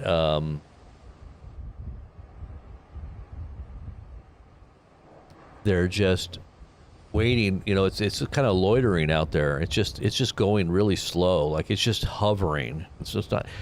From what I understand, it's going 1 or 2 miles per hour. Like it's very, that's very slow. It's like slow, and that's the worst kind of damage that will come when a hurricane goes so slow like that. It's going to bring so much damage.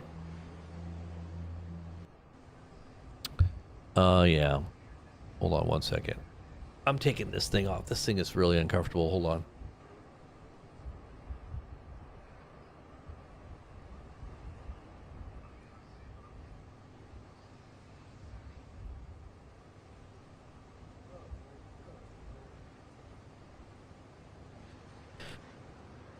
Oh, man. All right. Okie dokie. Karaoke. So, yep, it's really close now. Let's see what this one is. Max velocity.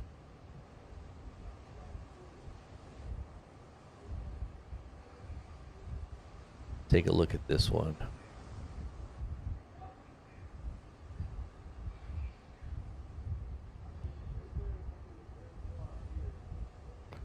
This is what we're seeing here. Let's listen in. Even then, like the winds have been pretty strong here. But this is no more than probably 80, 90 mile per hour wind gusts. Peak wind gusts has probably been near 100 in Mandeville. Hey, Didi and Ross are becoming members. If it continues going north Montego Bay, it's going to be the bad spot. Will this be the last hurricane of the season? Hopefully. I think it probably will, but we could always see one sneak out in November. Kingston, they're going to be in okay shape tomorrow and the next day, I do believe. Maybe some. Hey, Roger, for the $10 super chat. Yeah, I just wanted to say thank you to David also for the super chat, the $20 super chat. God bless. Thank you very much earlier for that. We appreciate all those. I just want to make sure I thank my super chatters. We're listening to some other channel right here. Wobbling. It has not had a straight path really at all for the last really 24 hours and even really the last few days. It's been all over the place. But yeah, this has not really been straight at all. It's still wobbling all over the place. It's still struggling to actually go straight. This one's basically just going due north. That's because weebles wobble, but they don't fall down. This is definitely wobbling. Hurricane just continues to stay over water. It really is worst case scenario. Technically the worst case scenario, if we do quotes on that, like the worst case scenario technically would have been if this made landfall east of Manville near Kingstown, or Kingston. If it were to make landfall in Kingston or near Kingston, that would be by far the most catastrophic scenario because that area specifically has over 1 million people that live there. There's a much higher population density. Population density is pretty big near Montego Bay. It's not as large along the southwest coast of Jamaica, but even then, like there are people that live here. You know, there are plenty of people that live here. The entire country as a whole is around 3 million people, and again, about 1 million are in Kingston, and then the other 2 are diversified across the entire country.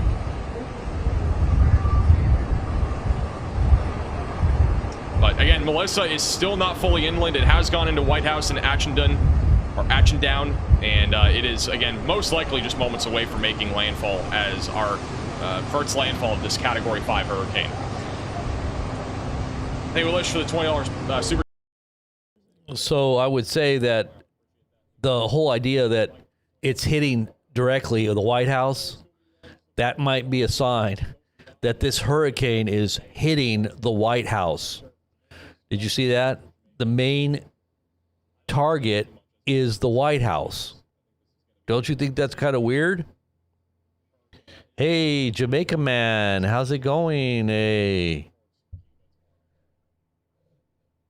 One love, one life, let's get together, it will be all right. Winds are still well over 100 miles per hour. Where are we at here?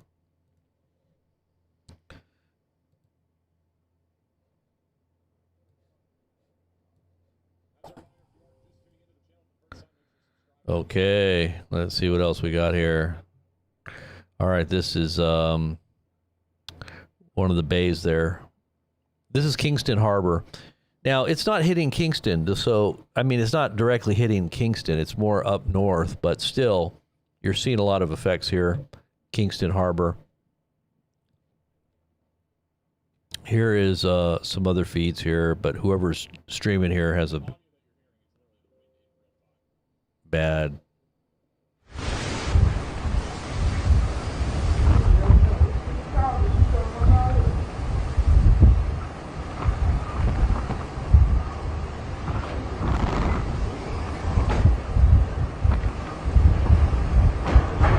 Has it made landfall? It is not. Not quite yet. Getting close to it. This is back over to the Flatbridge River near Kingston. You actually can see the tree debris now attached to the bridge again. I think that might be new debris, but this bridge it's right there where all that tree debris is in the middle of your screen. A decent amount of debris going down this river for quite some time.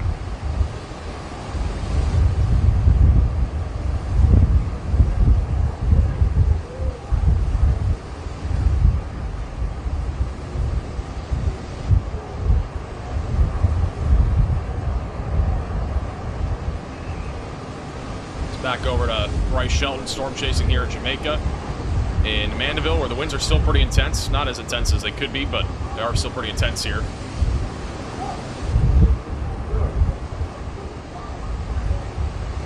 I'm shooting out over your spur tree does not look too pretty right now.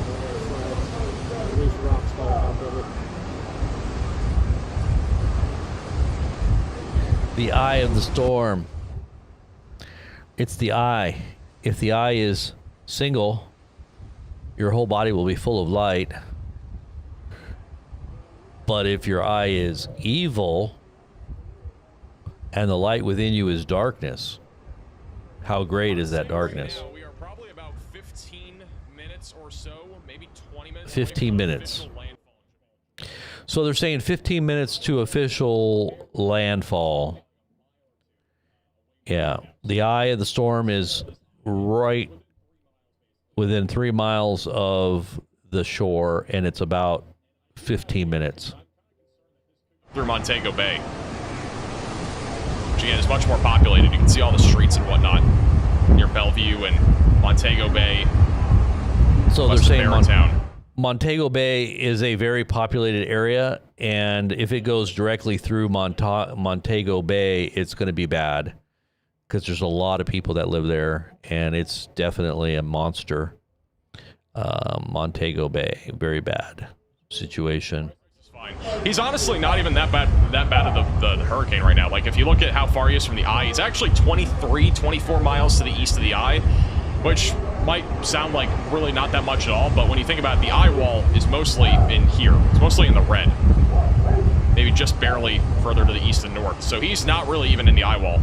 If he was about 10 miles further east, or even 5 miles further east, it'd be a major difference. Like Santa Cruz, it'd be a big, big difference.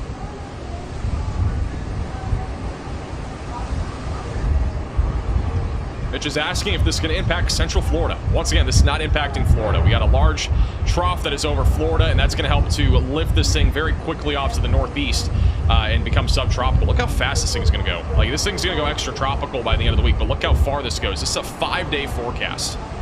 So it's going to start over here, obviously near Jamaica, and then it's going to race all the way out towards even the United Kingdom as we go into basically the weekend. So yeah, this thing's going to be racing in basically a day or two.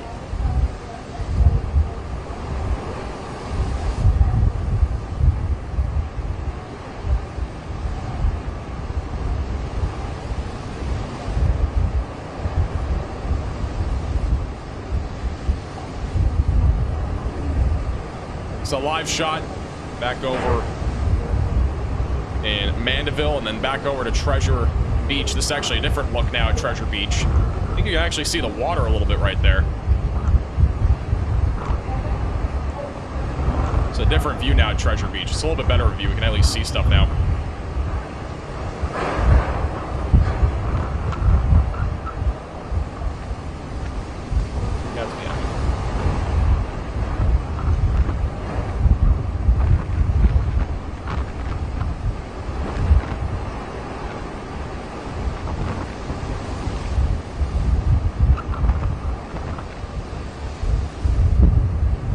Sumner for the super chat.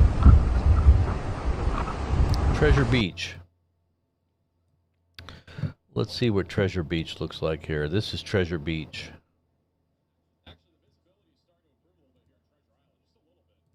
Treasure Island? Really? Treasure, treasure, treasure. Yep.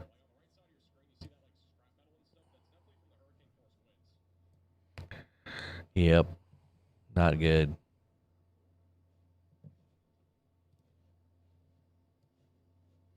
All right, dude. I had to turn your audio off. You're talking about too many little things that are inconsequential.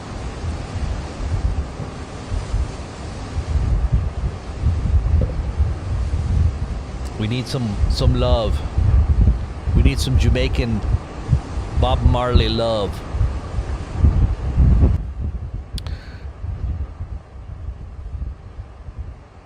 What do you think? What do you think, Mon?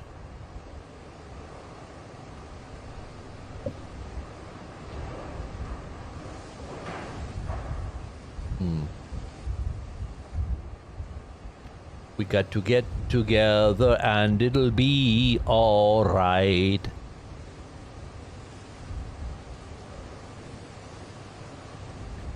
Ooh, this is it. This is coming on shore here. Look at that. Treasure Beach. It's definitely... I hear things crashing all around. Oh my gosh, look at this. Look at that. Oh, wow. There you go. That's a hurricane. That's a hurricane. Let's listen. Over on the other side if the camera's facing the other way. You off for the $10 super chat? All right, that's Treasure Beach there. What you're seeing right there is Treasure Beach. So it looks like it's really coming in there. Really coming in strong there. It's going to be hitting Montego Bay here pretty soon. Right there above that is Montego Bay. You can see it's getting a lot stronger here as well. This is King. I think this is a resort, but I'm not sure where this is. I've been seeing this feed here, and I'm not sure what. Look at how big the waves are out there. Wow. I'm not sure where this is. It doesn't really say.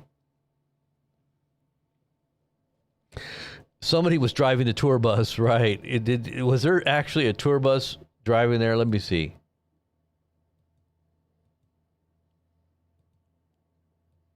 Yeah, look at that. There was a tour bus right there. Look.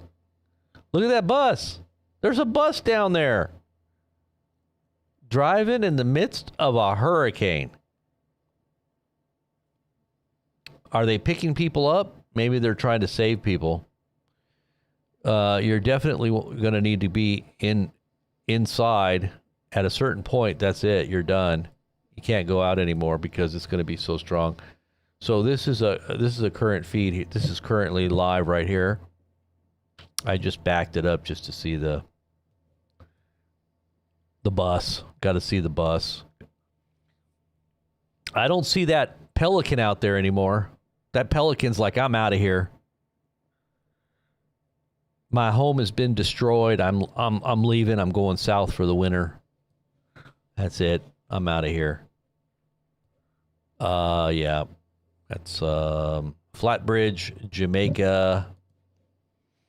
This here is Kingston Harbor. It doesn't look as bad in Kingston Harbor, but like I said, that's a little bit more south.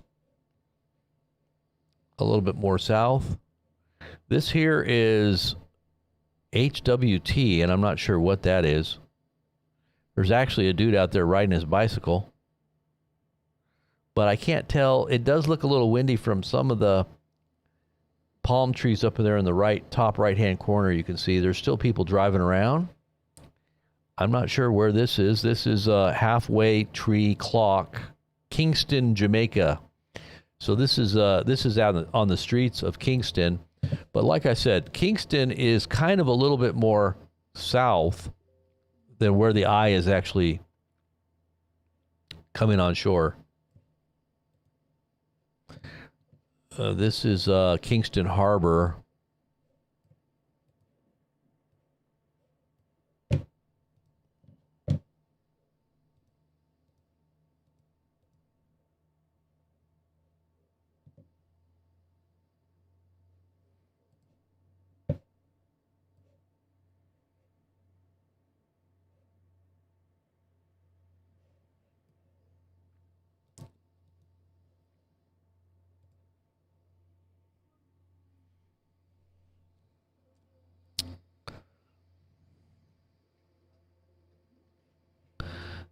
All right, where's that sound coming from? Nope, gonna turn you off there.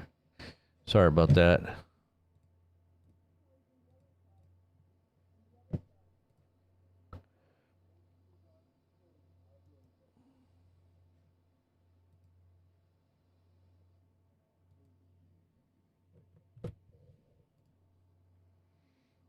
That's pretty strong winds there. Definitely strong winds.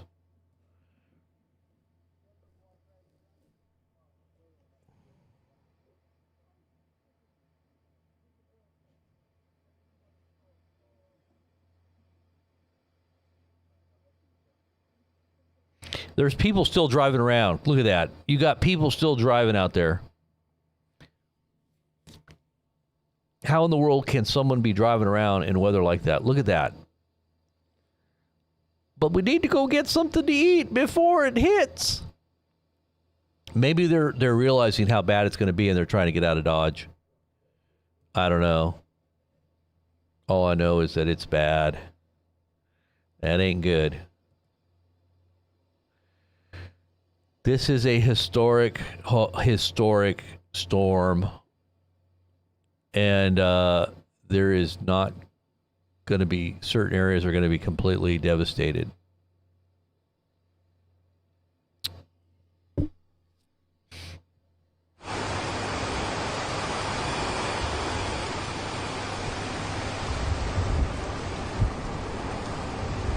Look at that. There's still people driving around out there. So whoever this is has their camera outside because they're cleaning the screen.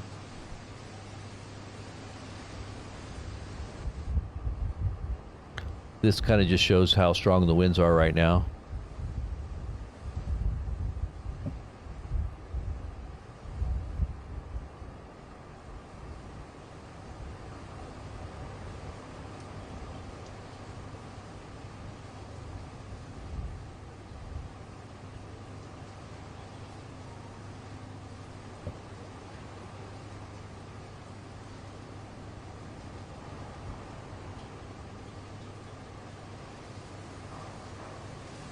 What is this? It's not that dark out there, is it? Can't be that dark.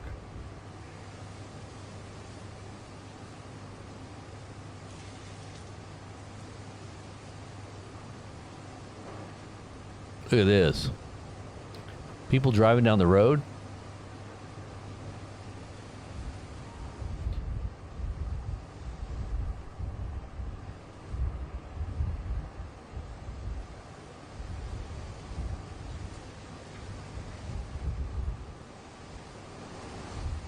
We've got to get gas, Mon.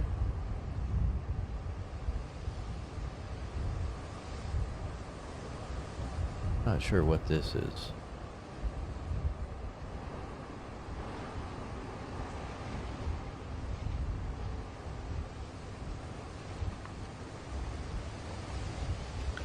Let's listen and see what Mr. Ryan is saying here. From the storm, so 30 minutes from now, it'll probably be twice as bad as what we're seeing right here.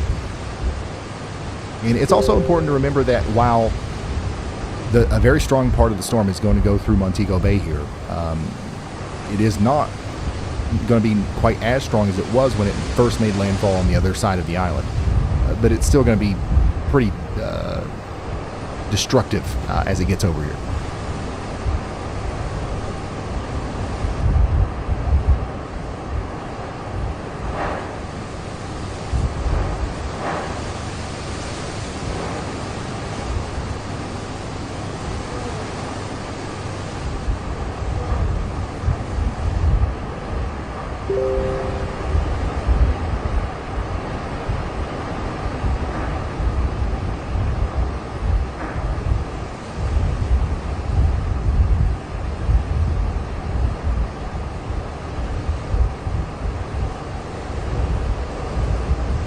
No, the one that I've been showing is real. I don't want to show the AI one. This one is real.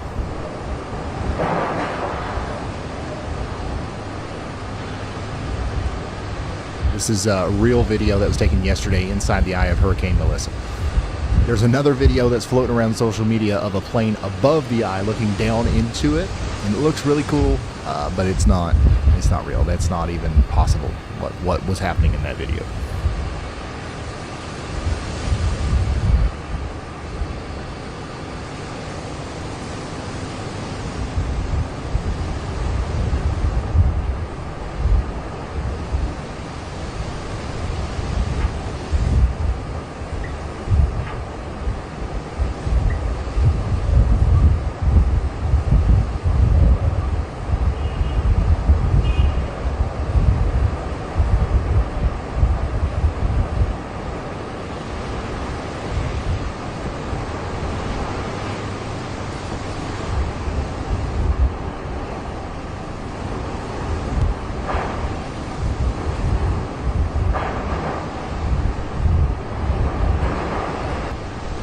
Here's another shot from inside the eye. Later pass, same plane as the morning one.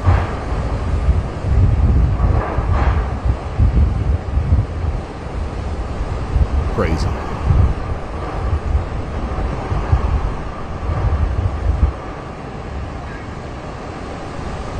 Yeah, we should get an official landfall announcement soon, honestly.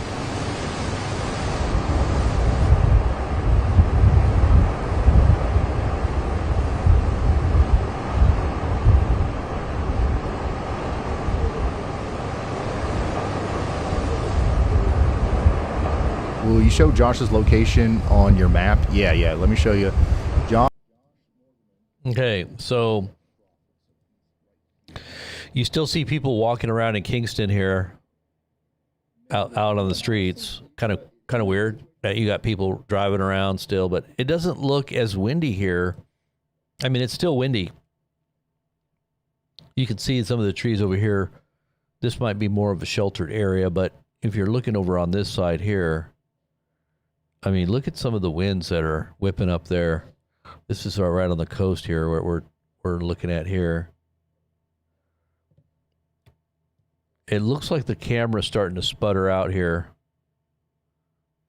You're having some glitching with the feed, maybe. I would expect some of these cameras to go out,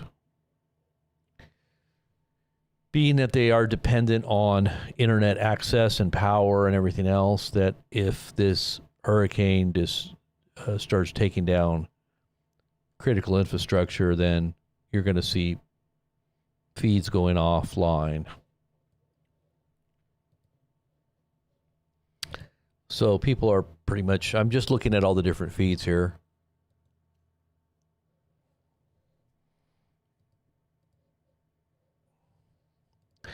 This one shows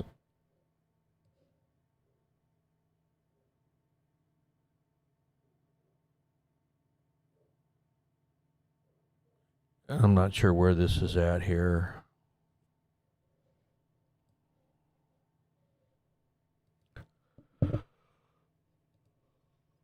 Oh, here's an interesting feed here. What is this one?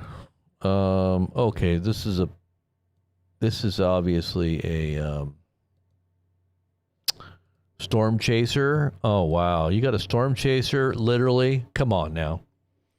Why would you be doing that in the midst of a hurricane? Yeah, that's pretty crazy there. Let's listen and see what they're saying here.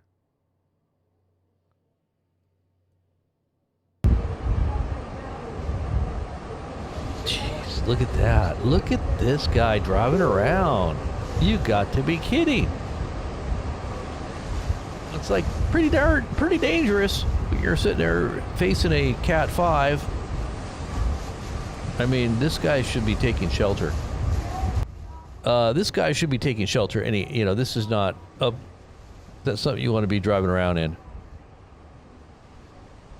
I'm sure that trees and Track for the past 6 Mandeville, hours. Jamaica. I can show you close to that. Let me zoom out here, I don't know why that car is that a mark? and I will turn the hurricane Damaged roof. track back on, and let's do a.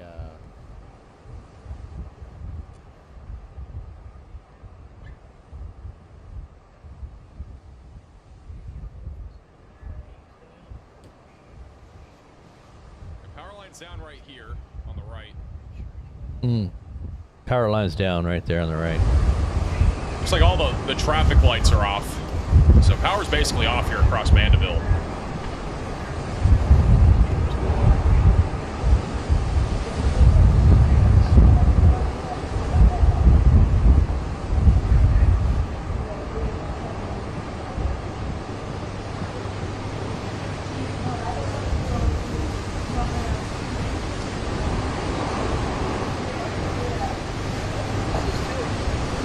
Hey Tony from Super Chat. Wow, this road's completely flooded too. Look at that.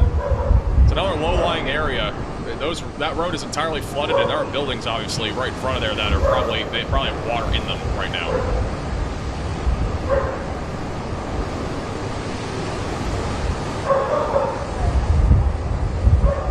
I don't know if there's literally any way for him to actually get out of Mandeville right now.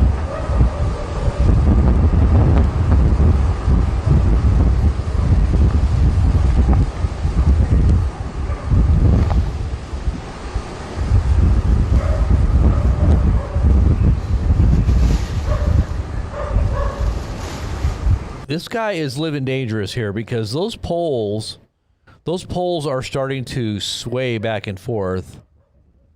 My goodness, who would be in their right mind would be going down the streets like this? Literally, look at this. Very, very dangerous with all the power poles, and you know their codes are not up to any kind of code that you would want to be testing in a big hurricane like this. Literally, you're testing whether or not these structures are going to be sound.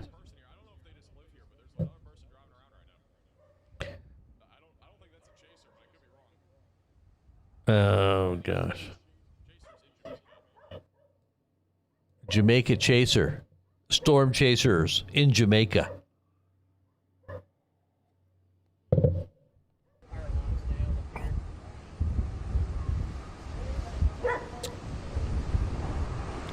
Why would you want to be doing this? Really, seriously, serious?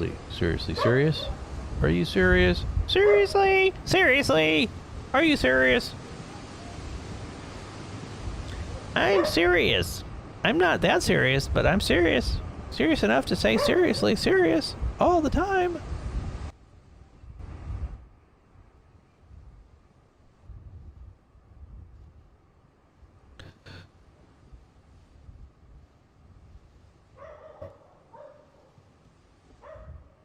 Storm chasers.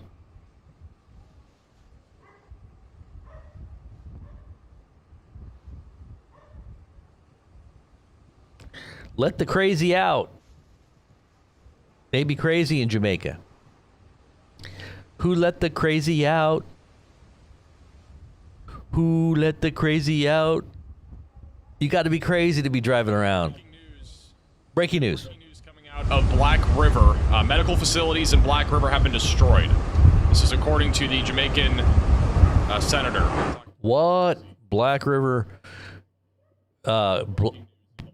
Black River medical facilities have completely been destroyed. The hospital is right along the coast, and that hospital has completely been destroyed. Completely. A hospital? Seriously? And you got people that are in little shanty. Look at that. Look at that. The power poles are down. See, this is what I'm saying. This guy is absolutely crazy. This guy needs to get back into a place where he can be sheltered, or he's going to be wiped right off the street. His car is going to fly away like Dorothy in The Wizard of Oz.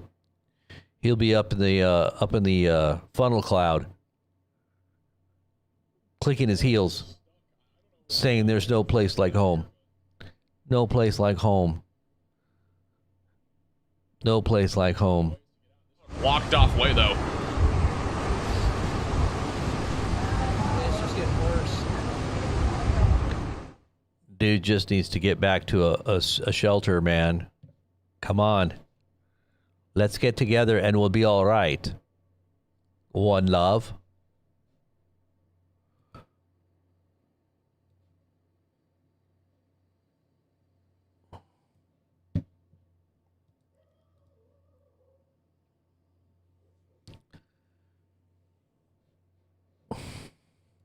I don't think the dog's very happy either.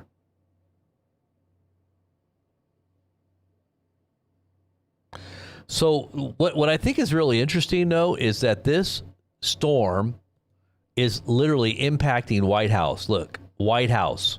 Look at it. It's right dead center over White House.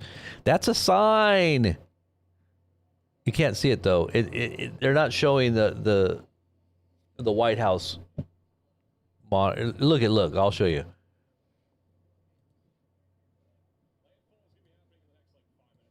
Okay, so they're saying the next 5 minutes landfall, but I think it's already hit landfall.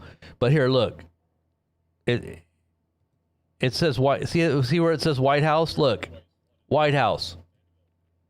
White House. It's hitting White House direct. This is like a sign, I think. It's a sign.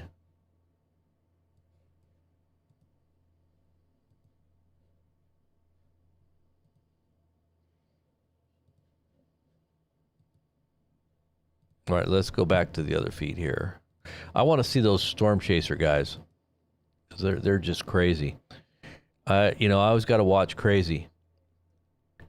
When you're crazy, you're crazy. You got to watch it. It's kind of like you can't help but watch it.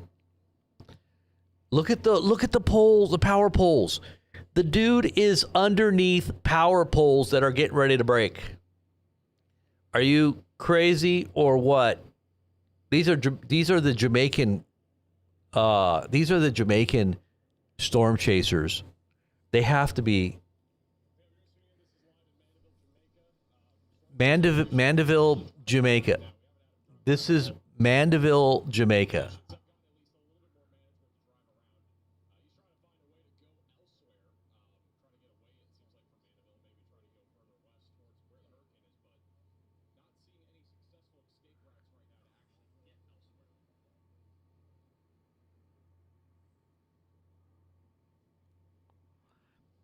They just have power lines everywhere.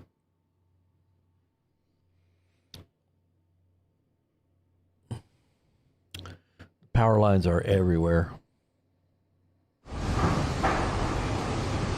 Is it you see how there's nobody on the streets? I mean, he's the only one on the streets. Like, is he absolutely crazy or what? Got to be out of your mind to do this. You got to be really desperate to gain some kind of notoriety to put yourself in harm's way. Hey, Richard, with the $10 surcharge. Yep. Here's another visual of the bay, but it looks like it's frozen.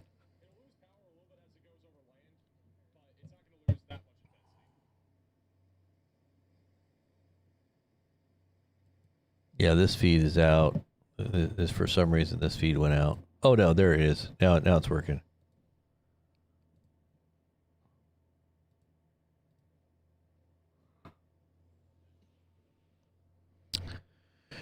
Yeah.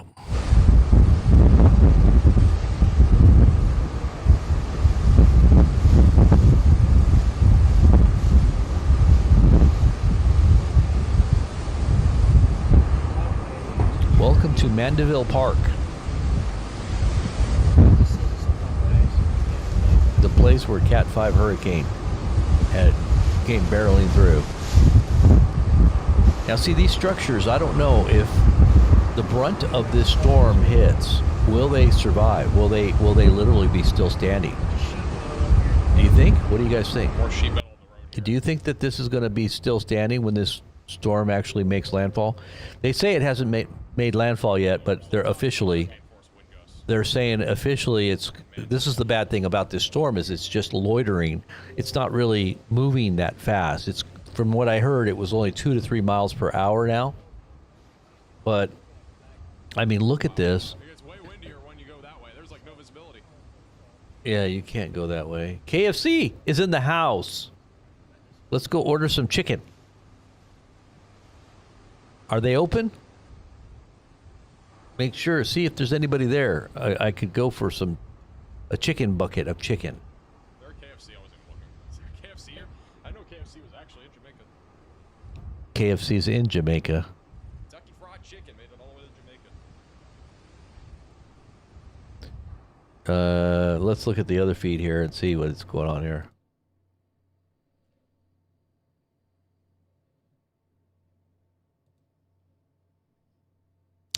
I can't stop. I gotta look.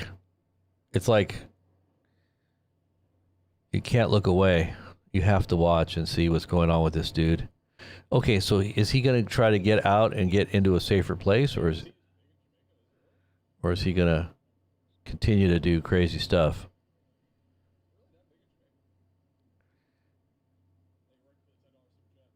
You know, he might want to just park in a safe place.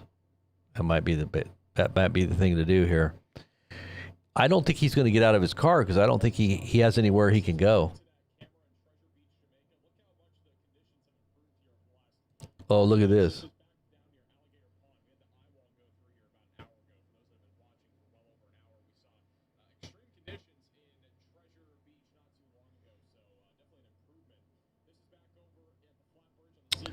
So this right here is showing the winds right there, how strong they are. Let's see what this one is here. This is, like I said, this one doesn't actually show where it's at, but this is probably right on the coast there. This is looking a little bit more intense here. They're still saying moments away from landfall.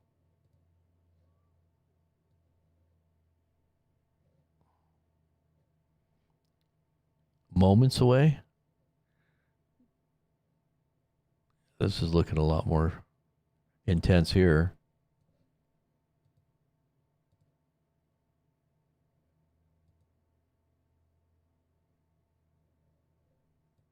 What? There's somebody walking around out there? What? Dude, get into a shelter.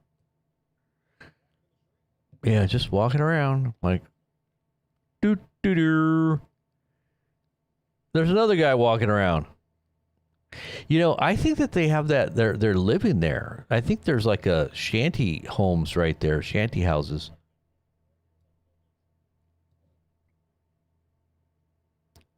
It's got to be. It's got to be something going on there. Welcome to Jamaica.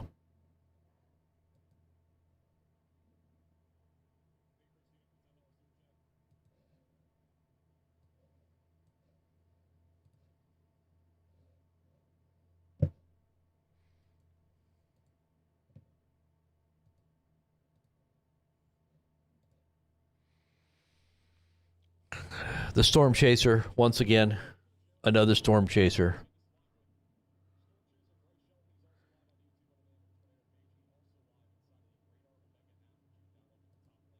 It's showing here the damage to roofs, I guess. Some roof damage there.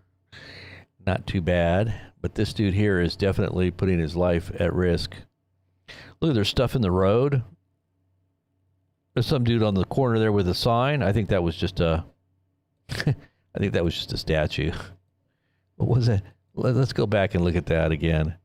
Oh no, there was actually a guy walking down the street. What in the world? Did you see that? He's just walking down the street. Look. Look at that. Let's go back and look at that. Look at that. What is the dude doing? He's just walking down the street. Like there's nothing going on. Like, it's just a hurricane. It's only a Cat 5. We've weathered worse. I got to go buy some cigarettes down at the store. What do you expect? Trees are falling all over the place. You've got power lines down. Wind everywhere.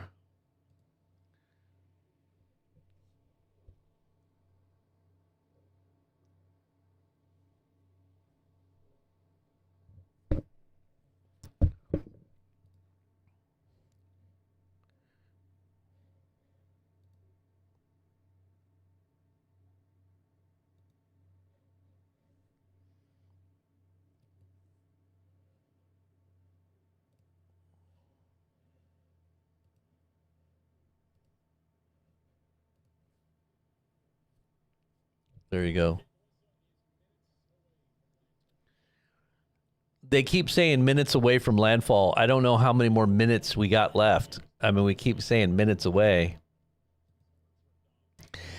Minutes away. Minutes away. It's kind of like in 2 weeks, we're going to see something happen. Trust the plan. All you MAGA Q people. 2 weeks. Only 2 weeks more. Trust the plan. TikTok. It'll happen any moment. Jeffrey Epstein files are going to be released. Don't worry. It's all coming down. Everybody's going to be arrested. The whole country is going to go back into a state of peace because everybody's going to be arrested. Hillary, Comey, John Brennan. Yep, they're all going to be arrested. But what's happening? The opposite. They're being released. Ghislaine Maxwell being released. P. Diddy Combs being released. It's like, you wonder why everybody's turning right now, huh? Just like we said. Whoops, what did I do here? What did I just do?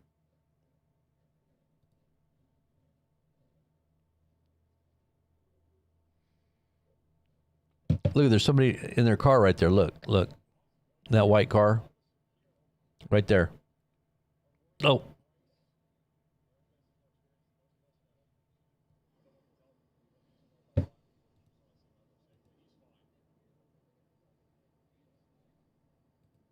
Look at how windy it is. Oh my goodness. Look at this. This dude is still in his car and things are fixing to fall on top of him. No, it hasn't reached its peak. I think that the dude should probably go take shelter. Instead, he's in his car. And potentially you're going to have phone lines falling down on top of you. Or, power lines.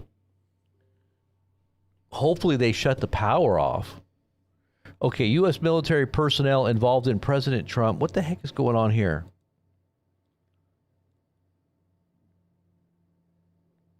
Oh, look at this. U.S. military personnel involved in President Donald Trump's expanding operations in Latin America have been asked to sign confidentiality agreements. Confidentiality agreements. What do they call that? NDAs, right? Benjamin Netanyahu orders powerful new strikes on Gaza after accusing Hamas of violating ceasefire.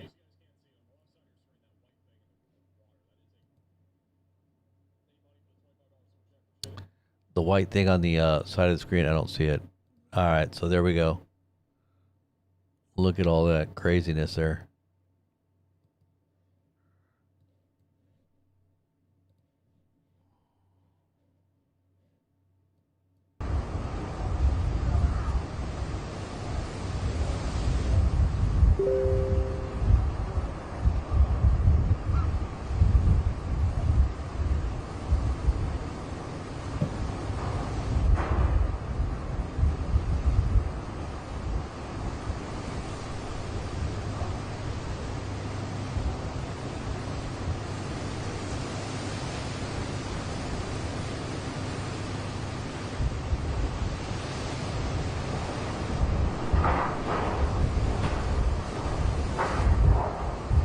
I'm hearing stuff falling apart.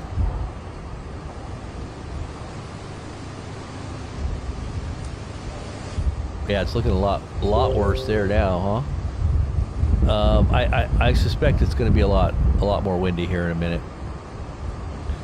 This is just the beginning.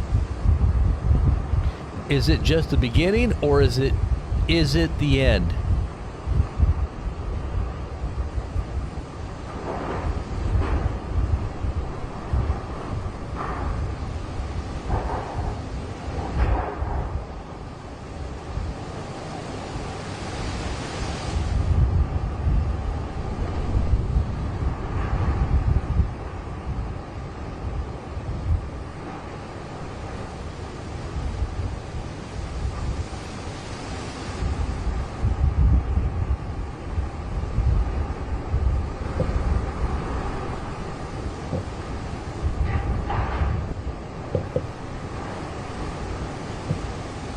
There's a storm chaser again.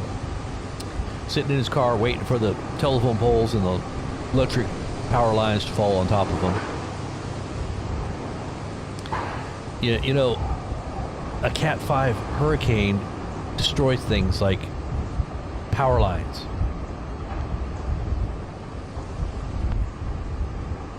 It's just now reaching the shore. They're saying right now, look at it, it's hitting White House. Tell me that's not a sign. It's a direct hit against the White House. Maybe that's why I had that dream about Trump's feet being wet. His feet were all wet. Now, and they were cold. His feet were cold. And I was telling him, you need to get out of that water. And he came right directly up to me and looked at me in the face, and it was like he was like implying that it was my fault. In this dream I had of him last night. There was also some connection to AI there too, because somebody mentioned AI and it reminded me of the dream. Reminded me of that there was a part of it that said something about AI. But you know, that symbolism represents something too. I think it represents the fact that he's getting cold feet, right? He tried to play it off in the dream, like he was playing it off like there was nothing wrong, like he was trying, like he was tough, but I knew it was affecting him, big time affecting him. His wet, cold feet. In this dream. And I was trying to give him advice, and he was trying to blame me for telling him, hey, you have no clothes on, Mr. King. You don't have any clothes on. Remember that saying, the king has no clothes? You can't tell the king he doesn't have clothes. You got to just let him be out there stupidly exposing himself, because they don't like to listen to advice, usually, especially when they got big egos. You know what I'm saying? How many of you guys know what I'm talking about here? How many of you guys are on the same page?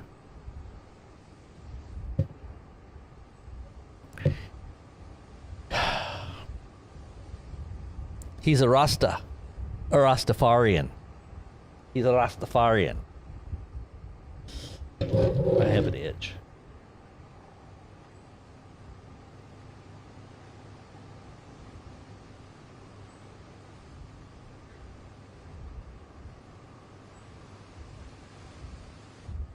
Definitely a sign. Yes, dreams are symbolic, and especially, I think especially if you have, you know, consistent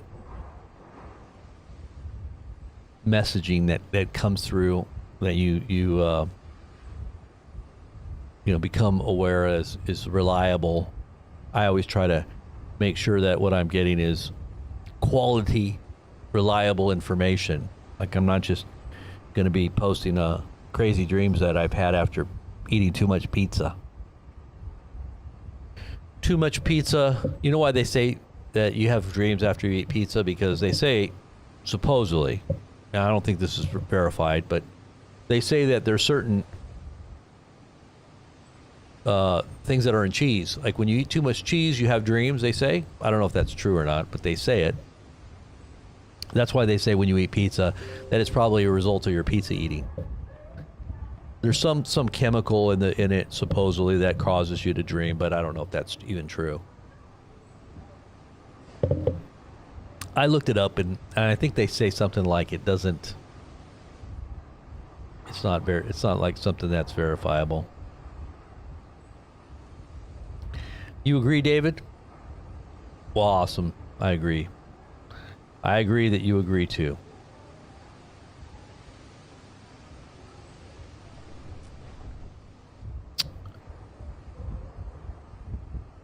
Again, things are getting pretty crazy out there.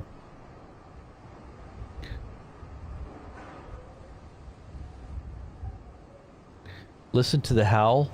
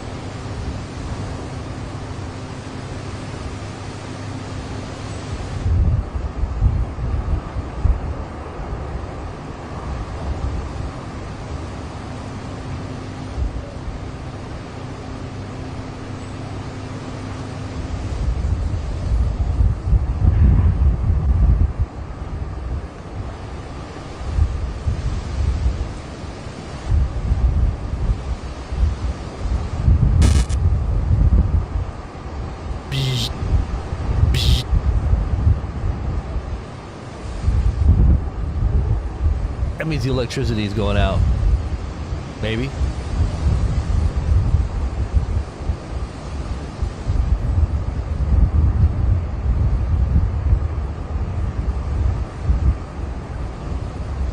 Wow, it's really looking bad over there, isn't it? Look at how bad it looks now. That's the resort.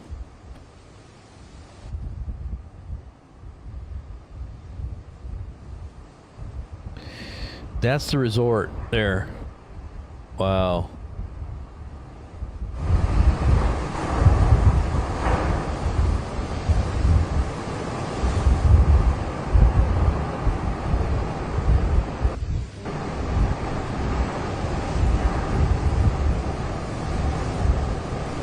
The sound that you're hearing is coming from this feed right here. Most of it right there.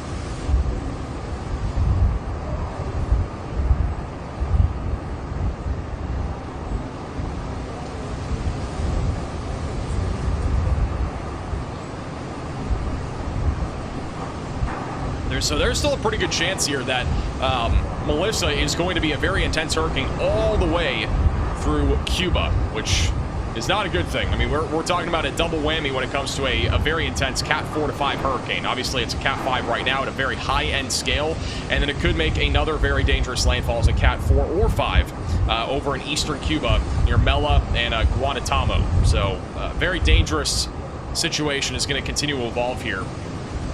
I think he meant Guantanamo. Guantanamo?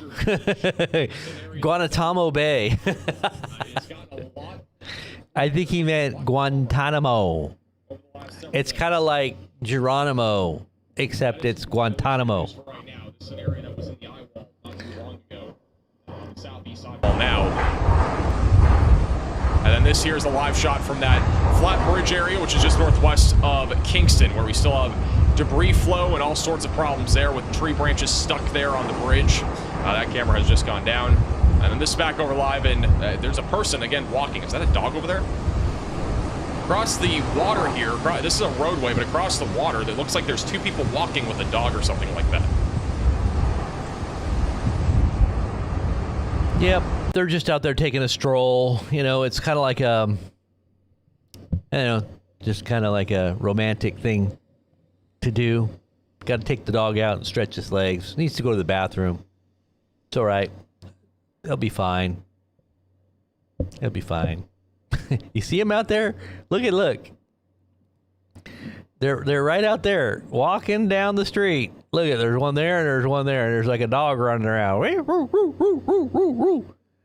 We need to get back inside. Thank you for that $20 super chat. Thank you for that $100 super chat. Thank you for that $50 super chat. Thank you. This guy has 80,000 people watching. Is that crazy? 80,000 people watching. Amazing. Let me see how many people Ryan has watching here. Kind of curious. See what Ryan's got going on here. Ryan, well, how many people you got, Ryan? Ryan's got 96,000 people watching.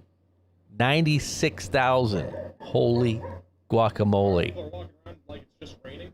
Yeah, people. I mean, that's unfortunately, some people do get that kind of idea that, like, it's just raining now, like, it's fine. But the winds are still very strong. There's been unexpected increases of wind as well. We've seen some really... Yeah, people just walk around like it's just raining, and they're not really prepared for what's really happening, and they don't realize there's still very strong winds that could just lift them up and take them away, like Dorothy. They're just not aware, I guess, that this is a serious storm. Maybe they haven't been told. Hey, like, this is a serious storm, guys. Don't you prepare for serious storms?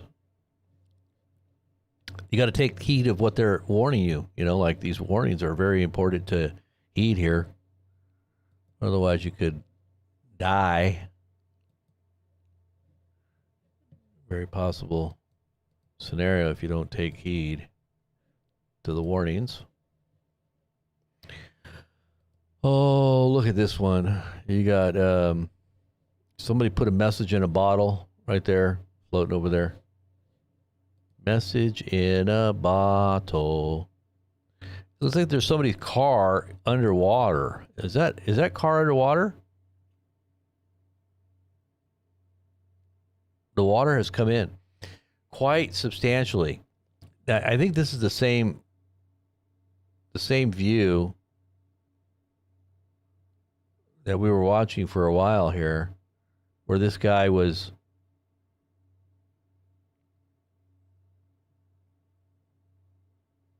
Did it get that deep?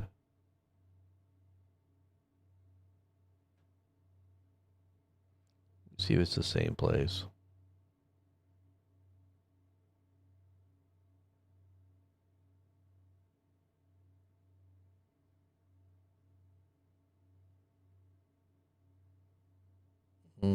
Maybe it's a different location.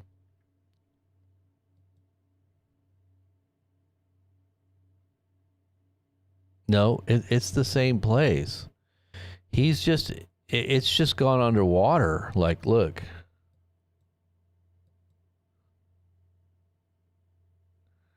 Oh, I see.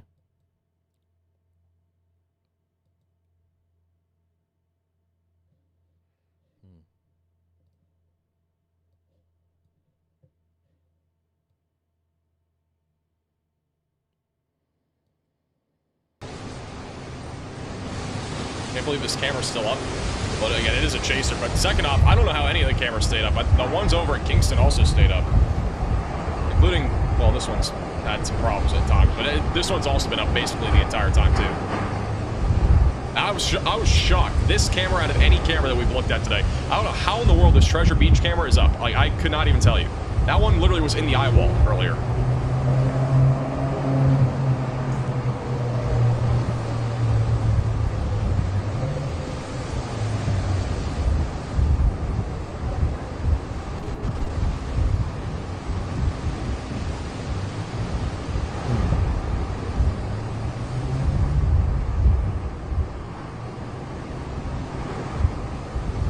There's somebody walking around out there. Hey, you know, he's actually in that little shelter there.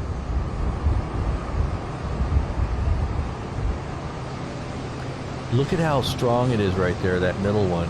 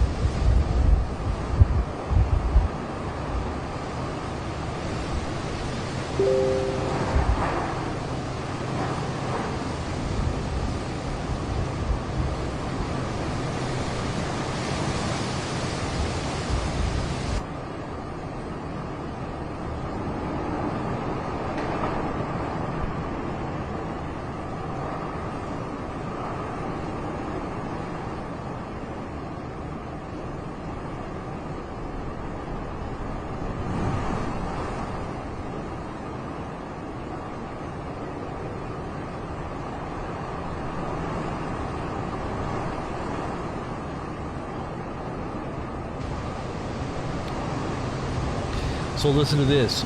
Trump threatens to deploy, quote, more than National Guard, unquote, to clean up crime-ridden Democrat cities.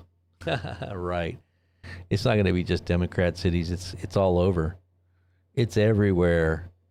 Especially when there is no more free money that's being given to millions and millions and millions of people. I'm like Carl Sagan. Remember Carl Sagan? Billions and millions of years ago, it's kind of like saying, once upon a time, in a land far, far away, there was a country that used to give away free money. And everybody became dependent on it. And then, one day, all the money stopped. And the country, being addicted to freebies, destroyed itself from within. No need for any external enemies. They did come in and cleaned up what was left after it was all said and done. But right up to the very end, all they heard was hopium, peace, security, and great prosperity. Hottest economy. Hot, hot, hot. And then sudden destruction. Isn't that what about it sounds like to me? Isn't that what it about sounds like to you? Is that kind of the way it sounds? Kind of like the biblical scenario there? And that's kind of what the Bible says would happen.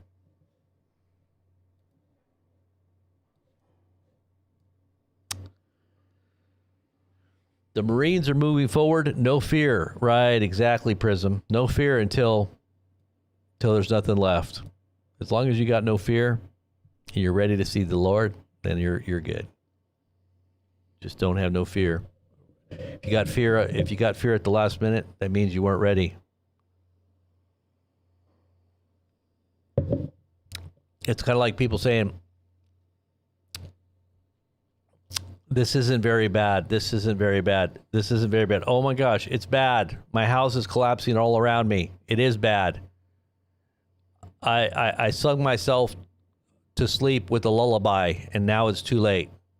There's nothing I can do. No one's here to save me. The government is not going to come save you. Just remember that. The government will not come to save you. If they do come, it's to take something from you. I'm with the government, and I'm here to help. That's the worst thing you ever want to hear. That's the most frightening thing you'll ever hear. The government. I'm here to help. Well, this is why we've got all these crazy things happening. Because maybe this is God's way of saying, you're not doing it correctly. You're not doing it right, guys. I'm here to help you. I'm going to show you the right way. This is the way you get helped right here. The Lord is himself going to intervene. He'll make it all better. Kind of like he did with the Israelites coming out of Egypt. He saved them by a mighty right hand. Many terrible destructions gave them exit out from tyranny and slavery. So we pray for that to happen. Amen. Everybody get free. This is time to bolt for the exits. Bolt for the exit while you got a chance. The remnant, get out. Get out while you can. Amen.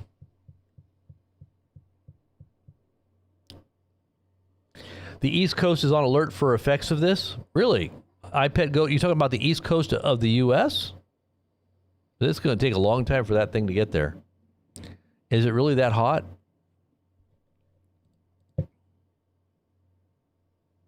Is the waters that warm, I guess, still at this point? I mean, it's starting to get cold.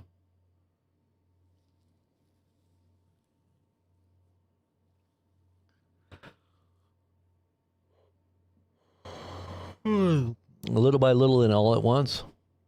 It's kind of like when a catastrophic failure happens. You just hear little creaks and cracks, and suddenly it all comes crashing down in a moment, in a heap, very quickly. Yeah. Well, we pray that everybody's ready. I pray that everybody's prepared and everybody's ready for the inevitable.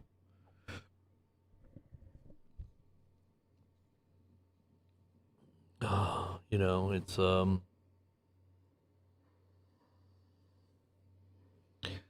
something we all need to be prayerfully considering here, that it's going to affect everybody, not just those people over there or those people over there. It's just going to affect them. No, it's going to affect everybody. Everybody.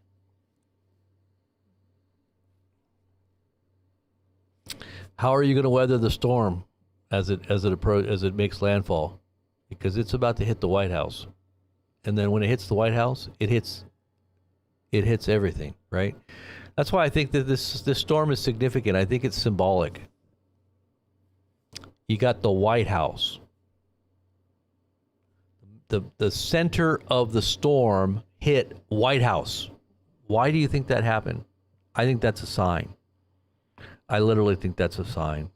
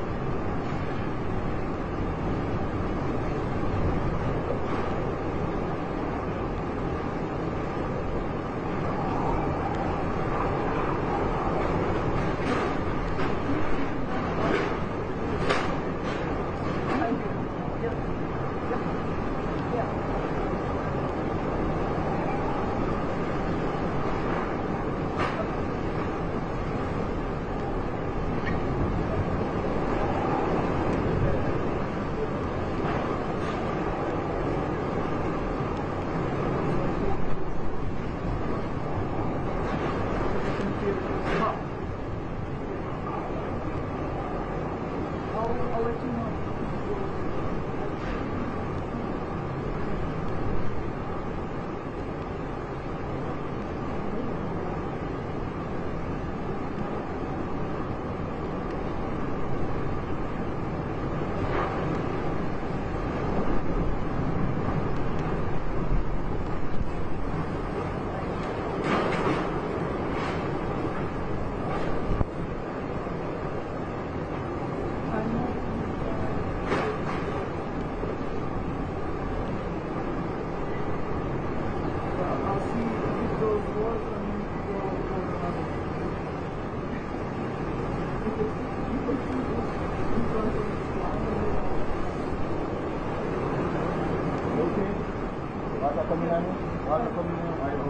Yeah, all good. Thank you. I appreciate that.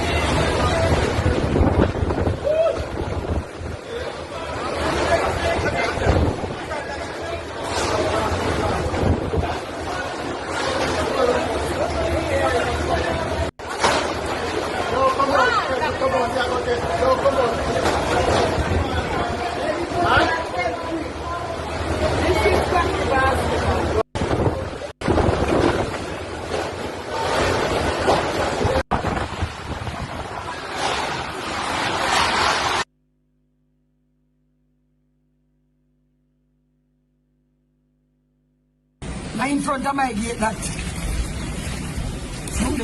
Jesus have mercy, God. Look on the road. I rode that, no? I rode that people from Burton, I rode that. That is the road. Have mercy, God, you all upon.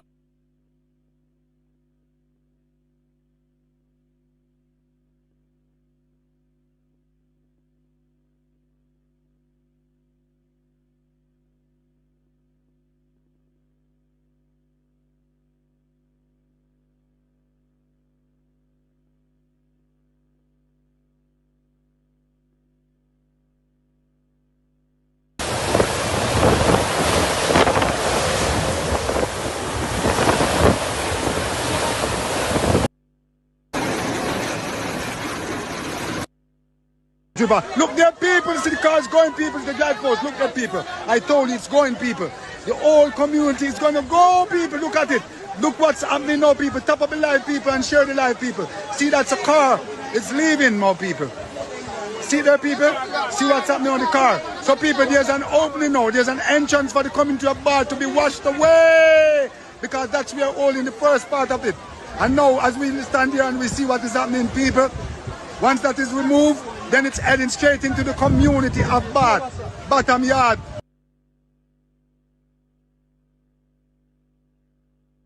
Look there, people.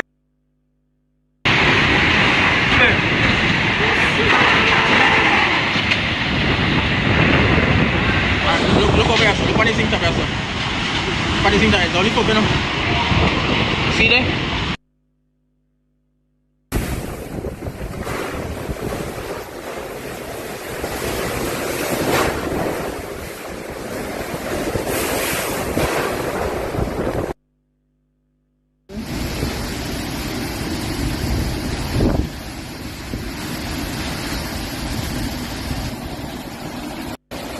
This is outside. I'm looking outside in my house, looking outside.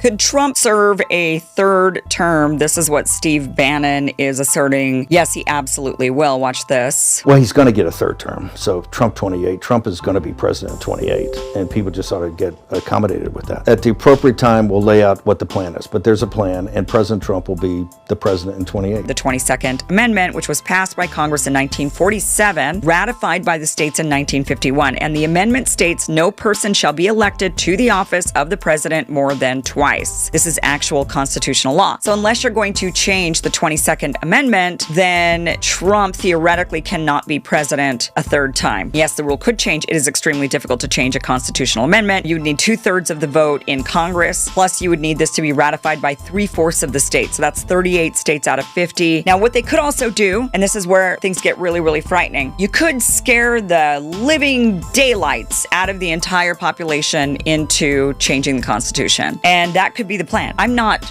twisted enough or sick enough in my brain to fathom what that scenario is. We did have COVID-19. That's what scares me. We saw what COVID did. We saw how people were willing to suspend their rights and willingly give them away during COVID. And that's what COVID taught everybody, including very sinister people who really want to undermine us and really want to take our rights away, or really want to suspend what would be the decorum or the norm, and, for example, keep Trump in power indefinitely. These people look at the COVID pandemic as an opportunity, and they say, how do we remimic this? But what did we learn from COVID? We didn't scare enough people. There was about a third of the people that weren't compliant, a third of the people that weren't going along. A lot of people didn't want to be locked down. So what could we do next time to really scare them, to really make them go for it? What could we do next time? And